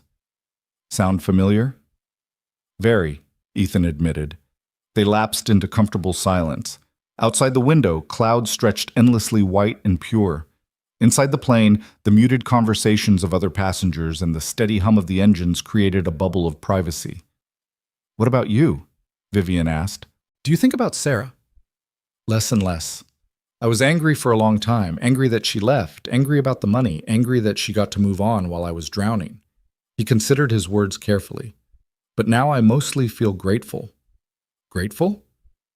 That it ended before we got married. That I found out she wasn't the person I thought she was before we built even more of a life together. He turned to look at Vivian. And grateful that it led to this. To the program. To becoming someone better than I was. You were always good, Ethan. You just needed support to show it. The way she said his name sent warmth through his chest. Not Mr. Cole, like in the beginning. Not Ethan, in the brisk professional tone of their office meetings. Just his name, soft and personal. Vivian, he said, testing the intimacy of her first name instead of Ms. Hartwell. She smiled slightly. Yes? Are we going to talk about what happens this weekend? Away from the office? Away from all the normal rules? Her smile faded, replaced by something more serious. I don't know. What do you want to talk about? I want to know if this, he gestured between them, is real or if I'm imagining it. You're not imagining it. She set down her wine glass carefully. But that doesn't mean we should act on it. The complications. I know about the complications, the power dynamic, the professional risks, all of it. Ethan leaned slightly closer. But I also know that I've spent 6 months rebuilding my life, and for the first time in years, I feel like I know what I want. And part of what I want is to see where this could go. Vivian's breath caught slightly. Ethan, you don't have to decide anything now. I'm just being honest. You taught me that honesty matters more than pretending. She looked at him for a long moment, her gray eyes searching his face. This could get very complicated. Or it could be the best decision we ever make. You're an optimist now. When did that happen? Somewhere between getting my life back and realizing I have things worth being optimistic about. The plane began its descent into Denver. Through the window, Ethan could see the Rocky Mountains rising in the distance, snow-capped and magnificent. The conference hotel was in Boulder, nestled against the foothills with views that promised to be spectacular. They collected their luggage and took a shuttle to the hotel. The lobby was all exposed wood beams and stone fireplaces, upscale mountain chic. Check-in was efficient, and soon they were heading to their rooms on the fourth floor, separate rooms as promised, but only 3 doors apart. The welcome reception starts at 6, Vivian said, stopping at her door. Business casual dress code. I'll meet you in the lobby at 5:45. Sounds good. She unlocked her door, then paused. Ethan, for this weekend, let's just see what happens. No expectations, no pressure. Just be present. It was the most open she'd been about the possibility of something happening between them. I can do that. The welcome reception was crowded with executives from tech companies across the country, CEOs, CFOs, heads of HR and operations. Ethan felt out of place at first, young and under-credentialed compared to the power players filling the room. But Vivian introduced him confidently, framing him as her protege and the architect of the Kaufman success, and people's interest sharpened. Tell me about this predictive model, one CEO asked, a woman named Jennifer, who ran a logistics company in Atlanta. Ethan explained the system, fielding technical questions and discussing implementation challenges. Before long, he had a small crowd of interested executives, all wanting to know more about Meridian's innovative approach. Vivian watched from a few feet away, pride evident in her expression. When the crowd finally dispersed for dinner, she touched his elbow lightly. "You're a natural at this," she said quietly. "Networking, presenting, commanding a room, you've come so far." "I had a good teacher." They sat together at dinner, at a table with other executives and their senior staff. The conversation ranged from industry trends to company culture to the challenges of modern leadership. Ethan held his own, contributing insights that earned nods of agreement and thoughtful responses. After dinner came drinks in the hotel bar, more networking, more conversation. Ethan nursed a bourbon and found himself genuinely enjoying the evening. The intellectual stimulation, the exchange of ideas, the feeling of belonging in spaces that once would have intimidated him. Around 10, the crowd started thinning. Vivian caught his eye across the room and tilted her head toward the exit.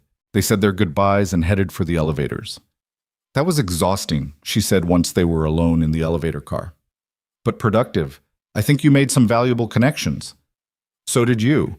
That CEO from the Seattle tech firm seemed very interested in the mentorship program." "Marcus Chen. He's dealing with high turnover and wants to explore retention strategies." The elevator doors opened on their floor. "Tomorrow's presentation is going to be crucial." They walked down the hallway together, the plush carpet muffling their footsteps. At Vivian's door, they both stopped. "Good night, Ethan," she said, but she didn't move to unlock her door. "Good night," he replied, also not moving. The hallway was quiet, just the two of them, and the soft lighting and the awareness that hung between them like a living thing. "We should be sensible about this," Vivian said, but her voice lacked conviction. "We should," Ethan agreed. Neither of them moved. The tension was almost unbearable, the pull toward each other magnetic and undeniable. Finally, Vivian let out a breath that might have been a laugh. "This is ridiculous. We're adults." "Very adult," Ethan said. "Go to your room, Ethan." "Is that what you want?" She closed her eyes briefly. "What I want and what we should do are not the same thing." "Then tell me what you want. Be honest." When she opened her eyes, they were blazing with something that made his pulse race. "I want you to stop being professional and perfect and appropriate. I want to stop pretending I don't think about you outside of Tuesday morning meetings. I want—" She cut herself off, her jaw tightening. "What?" Ethan pressed. "What do you want?" "This," she said, and kissed him. It wasn't tentative or questioning. It was decisive and fierce and full of months of suppressed wanting. Ethan responded instantly, his hands coming up to frame her face, deepening the kiss until they were both breathless. When they finally broke apart, Vivian's eyes were wide with something between shock and exhilaration. "That was inappropriate," she said. "Very," Ethan agreed. "We should stop." "Probably." She kissed him again, harder this time, and Ethan stopped thinking about consequences or complications or anything except the feel of her against him, the taste of wine on her lips, the small sound she made when his hands moved to her waist. They stumbled into her room somehow, the door closing behind them with a decisive click. Vivian pushed him against it, her hands fisting in his shirt. "This changes everything," she said against his mouth. "I know." "We'll have to tell HR. There are disclosure forms, potential reassignments." "Vivian?" "What?" "Stop talking about HR." She laughed, breathless and genuine, and it was the most beautiful sound he'd ever heard. "Fair enough." They moved deeper into the room, shedding professional distance along with their carefully maintained boundaries. Whatever happened next, whatever complications arose, Ethan knew this moment was worth it. Worth the risk, worth the uncertainty, worth everything. Because for the first time in longer than he could remember, he felt completely, perfectly alive. Morning light filtered through the curtains, painting golden stripes across the hotel room. Ethan woke slowly, disoriented for a moment before the events of the previous night came rushing back. He was in Vivian's room, in Vivian's bed, and she was still asleep beside him, her dark hair spread across the pillow, her face peaceful in a way he'd never seen during their professional interactions. Reality hit him like cold water. They'd crossed every line that existed between them. The mentor-mentee relationship, the boss-employee dynamic, the carefully maintained professional distance, all of it shattered in a few hours of honesty and wanting.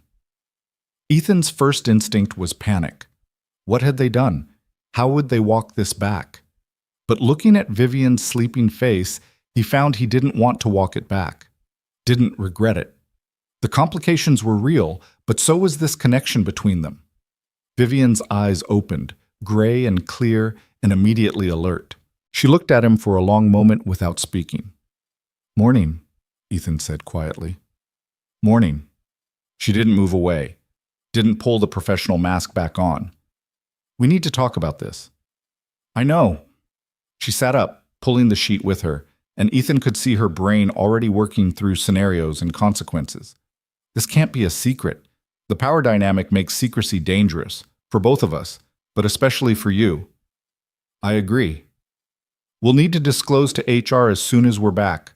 There are protocols for workplace relationships, especially when there's a supervisory element." Her voice was businesslike, but her hand found his under the sheets. "They might require one of us to transfer departments or report to someone else." "Whatever needs to happen, we'll handle it." Ethan squeezed her hand. "I'm not walking away from this just because it's complicated." Something in her expression softened. "You're sure? Because once we disclose, there's no taking it back. Everyone will know. There will be gossip, speculation, probably some people who think you slept your way to success." "Let them think whatever they want. I know the truth. You know the truth. My work speaks for itself." Vivian studied him carefully. "You really have changed. 6 months ago, you would have been terrified of what people thought." 6 months ago, I was terrified of everything." He reached up to brush a strand of hair from her face. "You helped me find my courage. I'm not going to lose it now." She kissed him softly, and it felt different from the fierce urgency of the night before. Gentler, but somehow more meaningful. A promise instead of just passion. "We still have to get through today's presentation," she said when they broke apart. "Can we table the personal stuff until after the conference? I need to be focused." "We can do that." They separated to their own rooms to shower and change. Ethan stood under the hot water for a long time, trying to organize his thoughts. Everything was different now. Not in a bad way, but in a way that would require navigation and honesty and probably some difficult conversations. He thought about Dr. Morrison, about what she'd said regarding feelings and actions and consent. They were both adults, both aware of the complications, both choosing this with open eyes. That had to count for something. The conference breakfast was crowded with executives comparing notes from the previous evening's networking. Ethan found Vivian at a table near the windows, already reviewing her presentation notes. She looked up when he approached, and something passed between them. Acknowledgement, understanding, connection. "Sleep well?" she asked, her tone professional, but her eyes warm. "Very well, thanks." Patricia joined them a few minutes later, chattering about the contacts she'd made and the potential clients she'd identified. If she noticed anything different between Ethan and Vivian, she didn't mention it. The morning sessions were standard conference fare, panels on leadership trends, workshops on organizational culture, networking breaks with expensive coffee and mediocre pastries. Ethan attended dutifully, taking notes and making connections. But his mind kept drifting to the afternoon session where he and Vivian would be presenting the mentorship program. At noon, they had a working lunch in a small conference room to finalize their presentation. Just the two of them, reviewing slides and rehearsing talking points. "You'll open with your story," Vivian said, clicking through the PowerPoint. "Keep it factual but emotional. These executives need to understand the human cost of ignoring struggling employees." "How much detail do you want me to share?" "Enough to be compelling. You were engaged, experienced financial collapse, ended up barely functional while hiding it from everyone. Then the intervention happened and you transformed. Hit those beats without getting lost in the weeds." Ethan nodded. Speaking about his lowest point to a room full of strangers was daunting, but it was also important. If his story could convince even one CEO to implement a similar program, it was worth the vulnerability. "And you'll follow with the data," he said, moving to the next slide. "ROI calculations, retention metrics, productivity improvements." "Right. We give them the emotional hook, then prove it makes business sense. Hearts and minds." Vivian looked up from the laptop. "You nervous?" "A little. More excited than nervous, though." "Good. Use that energy." She closed the laptop. "Ethan, about last night, we said we'd table it until after the conference." "I know, but I need you to understand something." She turned to face him fully. "What happened between us, it wasn't just physical. I have real feelings for you. Feelings that started developing months ago, even though I tried to suppress them. This isn't casual for me." His heart squeezed. "It's not casual for me either." "Then we're on the same page. We'll deal with the professional complications together, but I want you to know where I stand." "Where we stand," he corrected. She smiled, quick and genuine. "Where we stand." The afternoon session was in the main ballroom, set up theater style with about 200 executives in attendance. Ethan stood backstage with Vivian, his heart pounding but his mind clear. "Ready?" she asked. "Ready." They walked out together to polite applause. Vivian went first, introducing herself in Meridian Analytics, establishing credibility. Then she turned the presentation over to Ethan. He stepped up to the microphone and looked out at the sea of faces. CEOs and executives and leaders who held the power to change lives, for better or worse. 6 months ago, Ethan began, his voice steady, I was 3 days away from eviction. I was living on instant noodles and black coffee, losing weight I couldn't afford to lose, making mistakes at work because I was too exhausted to think straight. My fiancé had left me, taken half our savings, and I was drowning in debt I couldn't pay. I was, by any objective measure, failing at life. The room was silent, attentive. He had their attention. I hid it from everyone. Came to work every day with a smile plastered on my face, pretending everything was fine while I was quietly falling apart. I thought asking for help would mean admitting weakness, and weakness meant losing my job. So I just kept pushing, kept grinding, kept trying to work harder as if effort alone could solve problems that required resources I didn't have. He clicked to the next slide, a graph showing his performance metrics from that period. The steady decline was obvious. This is what drowning looks like in corporate metrics. Missed deadlines, declining quality, increased errors. Most companies see this pattern and think the employee is checked out or incompetent. The solution is typically termination. He paused. I was 1 week away from being fired when my CEO, Vivian Hartwell, pulled me aside and offered me something different. He told them about the program, the salary adjustment, the counseling, the financial planning, the mentorship.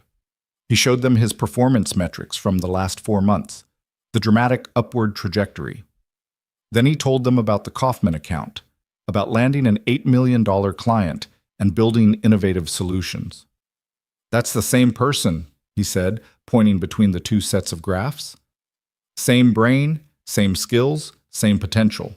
The only difference is support. When I had the resources to address my actual problems, the financial crisis, the mental health struggles, the isolation, I could finally use my abilities effectively.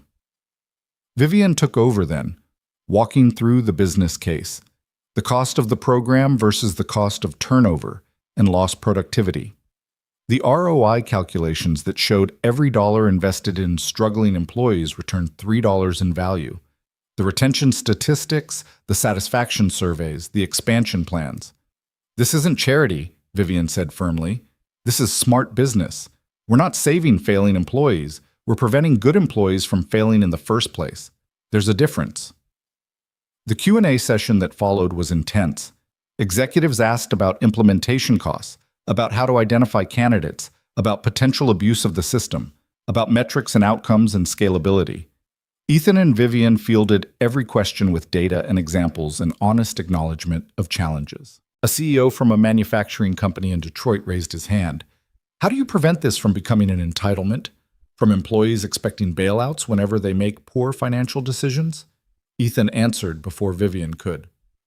The program requires participation in counseling and financial planning. It's not just throwing money at problems, it's teaching people how to manage resources and address root causes. We're investing in their long-term success, not enabling dependency. And candidly, the kind of employee who would abuse this system probably isn't someone you want to invest in anyway. We're looking for people with genuine potential who are facing genuine hardship. The CEO nodded thoughtfully. Fair point. When the session ended, they received sustained applause.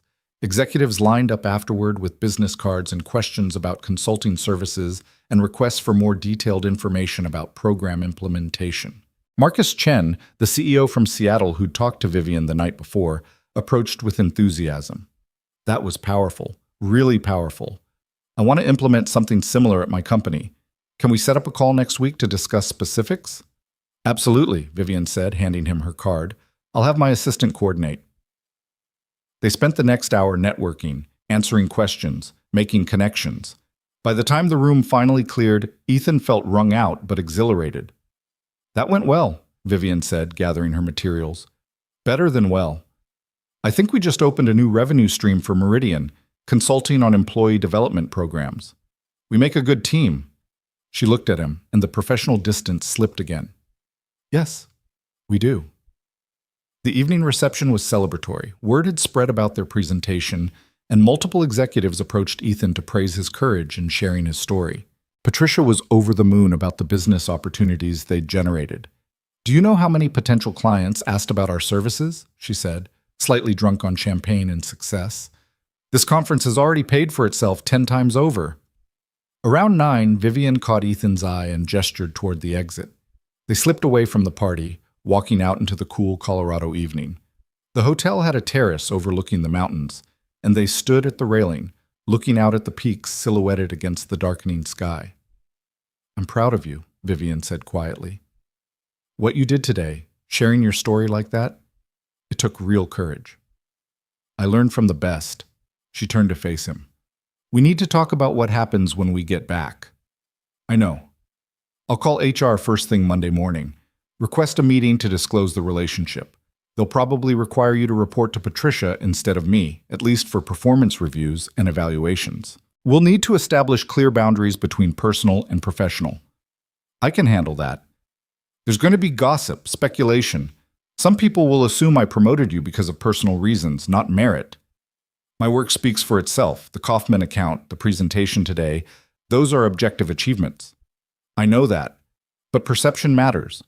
We need to be prepared for judgment. Ethan took her hand, threading their fingers together. So we'll be prepared. Together. Whatever comes, we'll handle it.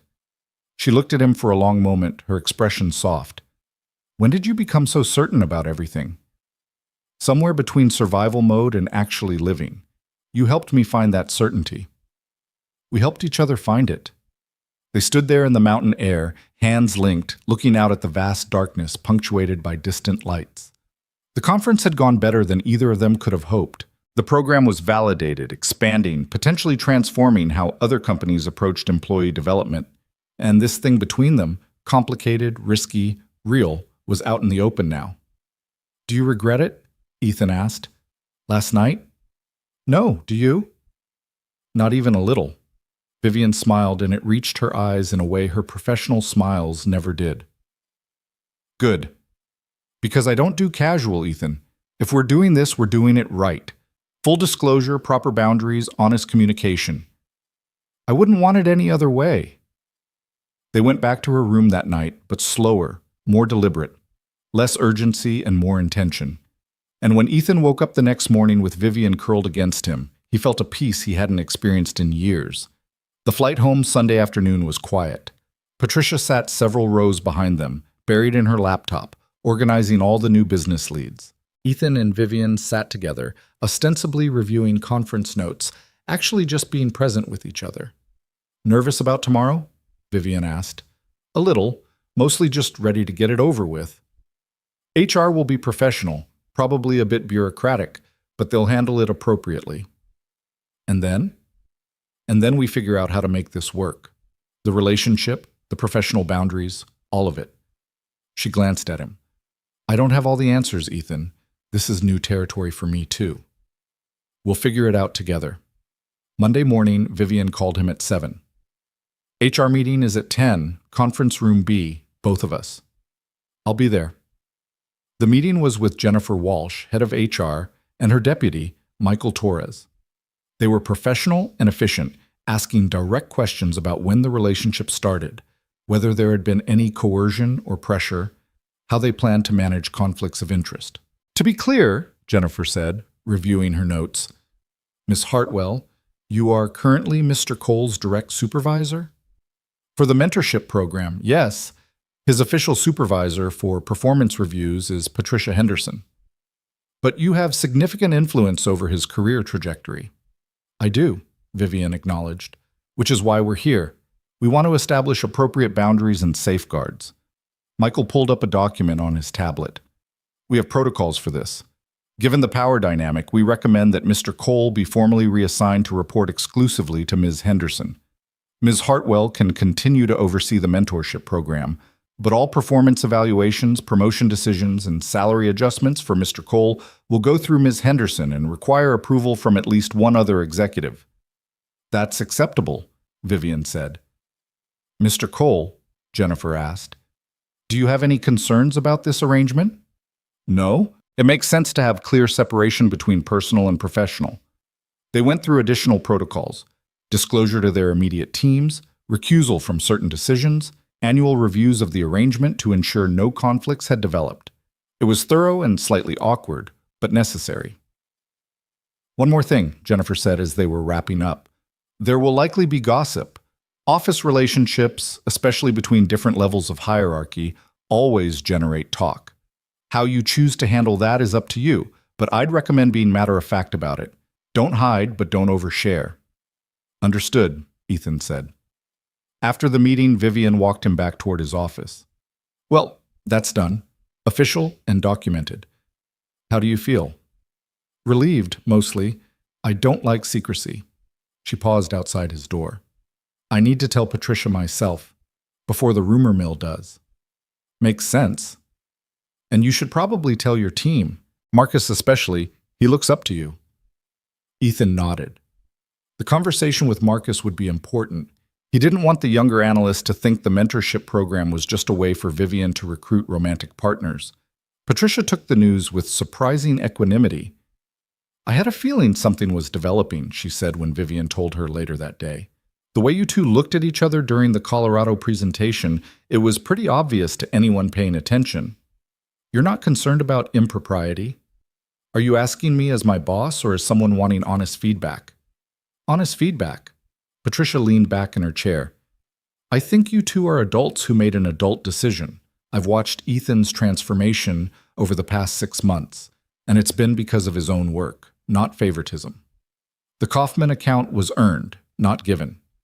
If anything, you held him to higher standards than you held other employees." "I did," Vivian admitted. "So no, I'm not concerned. As long as the proper protocols are in place, which HR is handling, I think you should both be happy." Patricia smiled. Life's too short to avoid good things just because they're complicated. Marcus Chen's reaction was different. When Ethan told him that afternoon, the younger analyst looked stricken. "Wait, so you and Ms. Hartwell are together? Like, romantically?" "Yes. We disclosed to HR this morning. I wanted you to hear it from me directly." Marcus was quiet for a moment, processing. Did the mentorship program happen because she was interested in you? No, the program existed before anything personal developed. Our relationship started months after I joined the program, and we didn't act on it until last weekend. But she picked you for the program because I was drowning and she recognized the pattern from her own experience. The selection criteria had nothing to do with attraction. Ethan leaned forward. Marcus, I need you to understand something. The program is legitimate. Your inclusion has nothing to do with my relationship with Vivian. You were selected because you're talented and struggling and worth investing in. That's it. Marcus nodded slowly. Okay, I believe you. It's just weird, you know. She's the CEO. I know it's weird, trust me, I know. But it's also real, and we're handling it as professionally as possible. Is she going to bring other people into the program? Or was it just you and now me? There are already 4 people in the program, and she's planning to expand to at least 5 more. This isn't about personal relationships, Marcus. It's about changing how the company supports employees who are struggling. The younger analyst seemed to relax. That's good, because this program, it's saving my life. I don't want it to be anything other than what you said it was. It's exactly what I said it was. The gossip started by Wednesday. Ethan heard the whispers in the break room, saw the glances when he and Vivian were in the same meeting. Most of it was curiosity rather than malice, but there were a few pointed comments about sleeping your way to promotion. Kelly approached him Thursday afternoon, closing his office door behind her. People are talking, she said bluntly. I know. Some of it's not nice. There are rumors that you only got the Kaufman account because you're sleeping with the boss. Ethan felt a flash of anger but tamped it down. The Kaufman project started before Vivian and I were involved. The timeline doesn't even support that theory. I know that. Anyone who actually pays attention knows that. But people like drama more than they like facts. Kelly sat down across from him. How are you holding up? I'm fine. The gossip is annoying, but it'll die down once something more interesting happens. And you and Vivian? You're really doing this? We're really doing this. Kelly studied him carefully. You look happy. Happier than I've ever seen you, actually. So whatever people say, hold on to that. The following Tuesday, Ethan had his first official meeting with Vivian as program participants rather than supervisor and employee. They met in the small conference room at 7 a.m., just like always, but the dynamic had shifted. How are you handling the gossip? She asked. Better than I expected. Most people are just curious. A few are judgmental, but their opinions don't really matter. Good. I've had a few raised eyebrows from the board, but nothing serious. The Kaufman success and the conference response bought us a lot of goodwill. They talked about the program expansion, about the 3 new candidates Ethan had identified, about the consulting opportunities that were developing from companies who'd seen their presentation. The conversation was professional and productive, but there was an ease between them now that hadn't existed before. Dinner tonight? Vivian asked as they were wrapping up. My place. I'll actually cook something instead of ordering takeout. You cook? When I have time and motivation. Turns out I have both now. Ethan smiled. I'd like that. Over the next few months, they settled into a rhythm. Ethan reported to Patricia for performance issues, worked closely with Vivian on the mentorship program expansion, and built his own career on merit. He took on more responsibility, mentored junior analysts, and contributed to business development. The mentorship program grew to encompass 8 employees, each with their own story of struggle and recovery. Marcus Chen thrived under the support, his work improving dramatically. 2 other analysts joined, along with someone from accounting, someone from marketing, and a software developer who'd been dealing with medical debt from a family emergency. Each success validated the program further. Each transformation demonstrated that investing in people during their lowest points could yield extraordinary returns. In June, Vivian called an all-hands meeting to announce a major initiative. We're creating a formal employee wellness and development department, she said, addressing the entire company via video conference. This department will oversee not just the mentorship program, but expanded mental health resources, financial planning services, and career development opportunities for all employees. We're committing 5% of our annual budget to this initiative because we believe our people are our greatest asset. The announcement was met with applause and genuine enthusiasm. Ethan watched from the back of the room, proud of what they'd built together. After the meeting, the board called Vivian to express their approval. The program had reduced turnover by 30%, increased productivity metrics across the board, and generated positive press that enhanced Meridian's reputation as an employer. Several other companies had contracted for consulting services, creating a new revenue stream. "You were right," the board chair told Vivian. "Investing in people was smart business." That evening, Ethan and Vivian celebrated at her apartment. She'd made pasta from scratch, and they ate on her balcony overlooking the city lights. "We did it," she said, raising her wine glass. "Built something that matters. You did it. I just helped. We did it together. Don't diminish your role." She set down her glass. "I have something to tell you." Ethan's heart skipped. "What?" "I've been offered a position, CEO of a major tech company in San Francisco. Significant salary increase, huge opportunity." She paused. "I turned it down." "What? Why?" "Because what we're building here matters more than a title upgrade. The mentorship program, the cultural shift at Meridian, the consulting work. This is legacy stuff, Ethan. This changes lives." She reached across the table to take his hand. "And because my life is here, you're here. I'm not interested in starting over somewhere else when everything I want is right here." Ethan felt his throat tighten with emotion. "You turned down a major opportunity for this? For us?" "I turned it down because this is where I want to be. The opportunity, the program, the relationship, all of it. I'm choosing this life intentionally."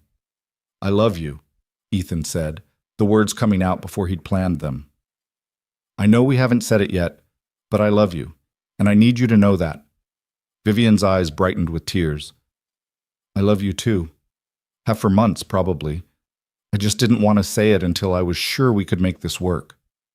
We're making it work. We are." They moved inside as the evening cooled, curling up on her couch with coffee and comfortable silence. Ethan thought about the man he'd been 9 months ago, desperate, drowning, certain his life was over. That man couldn't have imagined this: success, stability, love, purpose. "What are you thinking about?" Vivian asked. "How far we've both come.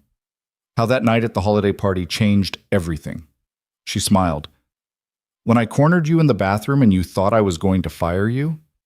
When you saw me clearly enough to know I needed help, even when I was hiding it from everyone, including myself." "We saw each other," she corrected. "I recognized your struggle because I'd lived it. You recognized my loneliness because you'd lived it. Sometimes the best connections come from shared understanding of pain. And then we build something better together." "Exactly." The company picnic in August was the unofficial debut of their relationship to the wider Meridian community. They'd been dating for 6 months by then, and while people knew, they'd kept things relatively private. But at the picnic, Vivian's hand found his during the group photo, and that simple gesture said everything. The picture ended up in the company newsletter: Vivian Hartwell and Ethan Cole, along with the rest of the leadership team, smiling at the camera. No hiding, no shame, just two people who'd found each other through unlikely circumstances and built something real. Patricia pulled Ethan aside during the picnic. "You two look happy." "We are." "Good. You both deserve it." She paused. "I'm recommending you for VP of Analytics when Robert retires next year. Your work has been exceptional, and you've demonstrated real leadership with the junior analysts." Ethan's eyes widened. "VP? That's earned. Completely earned. And before you worry about appearances, this recommendation is going through proper channels with multiple executives signing off. Nobody can claim it's favoritism." He'd come so far from the struggling analyst who could barely make rent. Now he was being considered for vice president. The transformation was almost incomprehensible. That night, he told Vivian about the VP recommendation. She smiled with pure pride.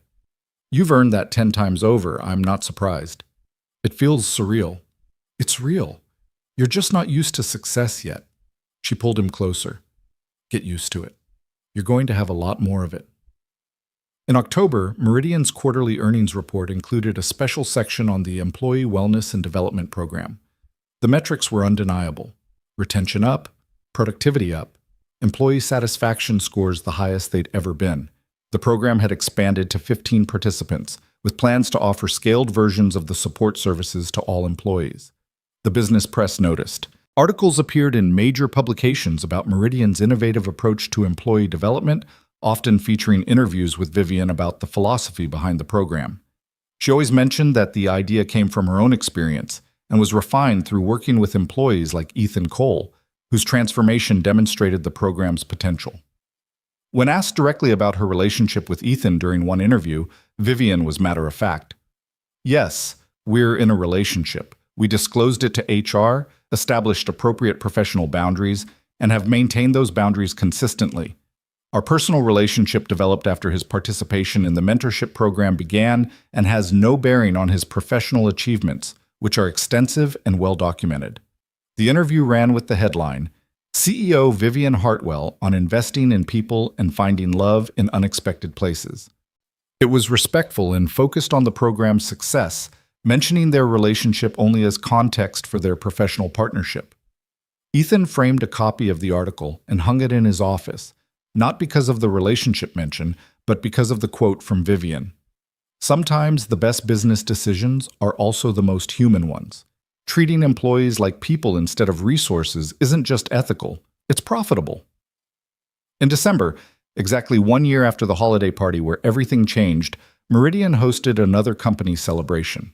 Ethan stood in the same hotel ballroom, wearing a better suit and carrying himself with confidence instead of desperation.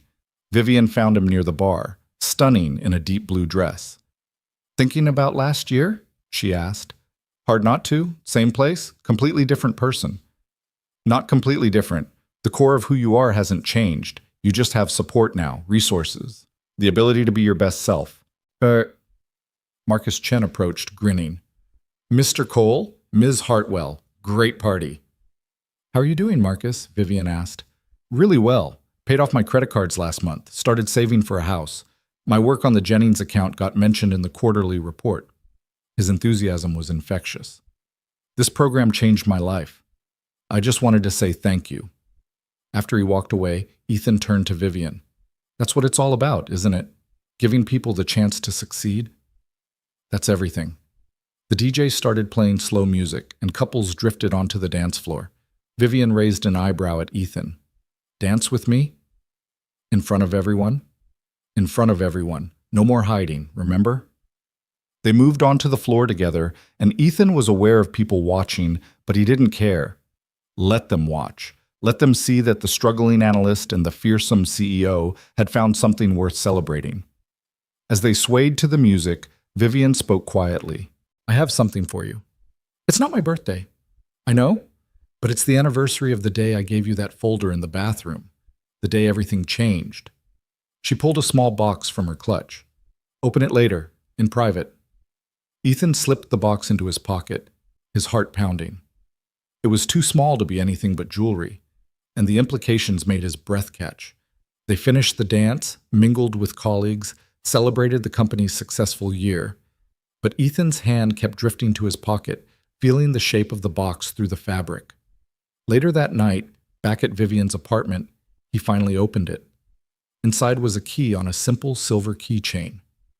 "It's to my place," Vivian said, watching his face. "I know we've been taking things slow, being careful about boundaries, but I want you here, officially, not just overnight visits, but actually living together. You want me to move in? I want to build a life with you. A real one, not compartmentalized into professional and personal. I want to wake up next to you every morning and come home to you every night. I want to combine our books and argue about whose furniture is better and figure out how to share closet space." She stepped closer. "What do you think?" Ethan looked at the key in his palm, at this symbol of permanence and trust and future. A year ago, he'd had nothing. No home, no hope, no belief that life could be anything but struggle. Now he had everything. "I think yes," he said, pulling her close. "Absolutely yes." They kissed, and it felt like sealing a promise, not just about moving in together, but about continuing to build this life they'd created from the ruins of their separate struggles. The mentorship program continued to expand, helping more employees find their footing during difficult times. Ethan was promoted to VP of Analytics in March, a position he earned through undeniable merit and excellent work. He became Vivian's partner in developing the consulting side of the business, traveling to other companies to help them implement similar programs. Together, they presented at conferences, wrote articles, and advocated for a more human approach to business leadership. The message was simple but powerful. Investing in people during their lowest points wasn't charity. It was the smartest business decision a company could make. 2 years after that first holiday party, Ethan stood in front of a different hotel ballroom, this time as a keynote speaker at a national HR conference. He told his story again, the struggle, the intervention, the transformation. But now he also told Vivian's story, with her permission.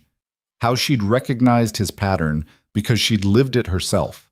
How she'd built a program from her own pain and turned it into something that changed lives. In the audience, Vivian watched with pride. The program they'd built together had helped 43 employees across multiple companies. Ethan's success story had been replicated dozens of times, each one proving that people were worth investing in, even at their lowest points. After the presentation, an executive from a Fortune 500 company approached Ethan. "That was powerful," she said. "My company has been struggling with retention and burnout. I'd like to hire Meridian to help us implement a similar program." It was the largest consulting contract they'd landed yet, potentially transforming how a company with 50,000 employees approached human capital management. That night, Ethan and Vivian celebrated in their shared apartment, the space that had become truly theirs over the past year and a half. "We're changing the world," Vivian said, curled against him on the couch. "One company at a time, one employee at a time. Actually making a difference. You started it. That night you pulled me into the bathroom instead of firing me. We built it together. Your story, my framework, our combined determination to make sure other people don't have to suffer the way we did." She looked up at him. "I'm proud of us, of everything we've created." "Me too." They sat in comfortable silence, watching the city lights through the windows. Ethan thought about the journey that had brought them here, from desperation to hope, from isolation to connection, from barely surviving to genuinely thriving. The program that started as a secret conversation in a locked bathroom had become a movement, a model. Proof that compassion could be smart business, that investing in people during their struggles could yield extraordinary returns. But more than that, it had become their shared purpose, their combined legacy. The thing they'd built together from understanding, from shared pain, from the belief that people deserved second chances and support and the opportunity to be their best selves. And somewhere in the middle of building that legacy, they'd built a life together too. One founded on honesty, mutual respect, and the deep understanding that came from having both survived their own darkest moments. It wasn't the fairy tale ending where everything was perfect and simple. It was something better, something real. A partnership built on equal footing, with all complications acknowledged and addressed. A relationship that existed in full sunlight, disclosed and documented and completely genuine. The story that began with a desperate man and a fearsome CEO in a hotel bathroom had become something neither of them could have predicted. A program that changed corporate culture, a consulting business that spread that change to other companies, and a love story that proved vulnerability could be strength and asking for help could lead to transformation. Ethan Cole had learned to stop merely surviving and start actually living. Vivian Hartwell had learned that the armor she wore to protect herself didn't have to prevent genuine connection. Together, they'd learned that the best things in life often came from the most unlikely places, from seeing each other clearly in moments of struggle, from having the courage to help and be helped, from building something meaningful from the ruins of their separate pasts. As Vivian fell asleep against his shoulder, Ethan felt a contentment he'd never experienced before. This was home. This was purpose. This was the life he'd stopped believing was possible, now fully real and completely his. And it all started because one person looked at another's drowning and chose to throw a lifeline instead of looking away. Sometimes that's all it takes to change everything.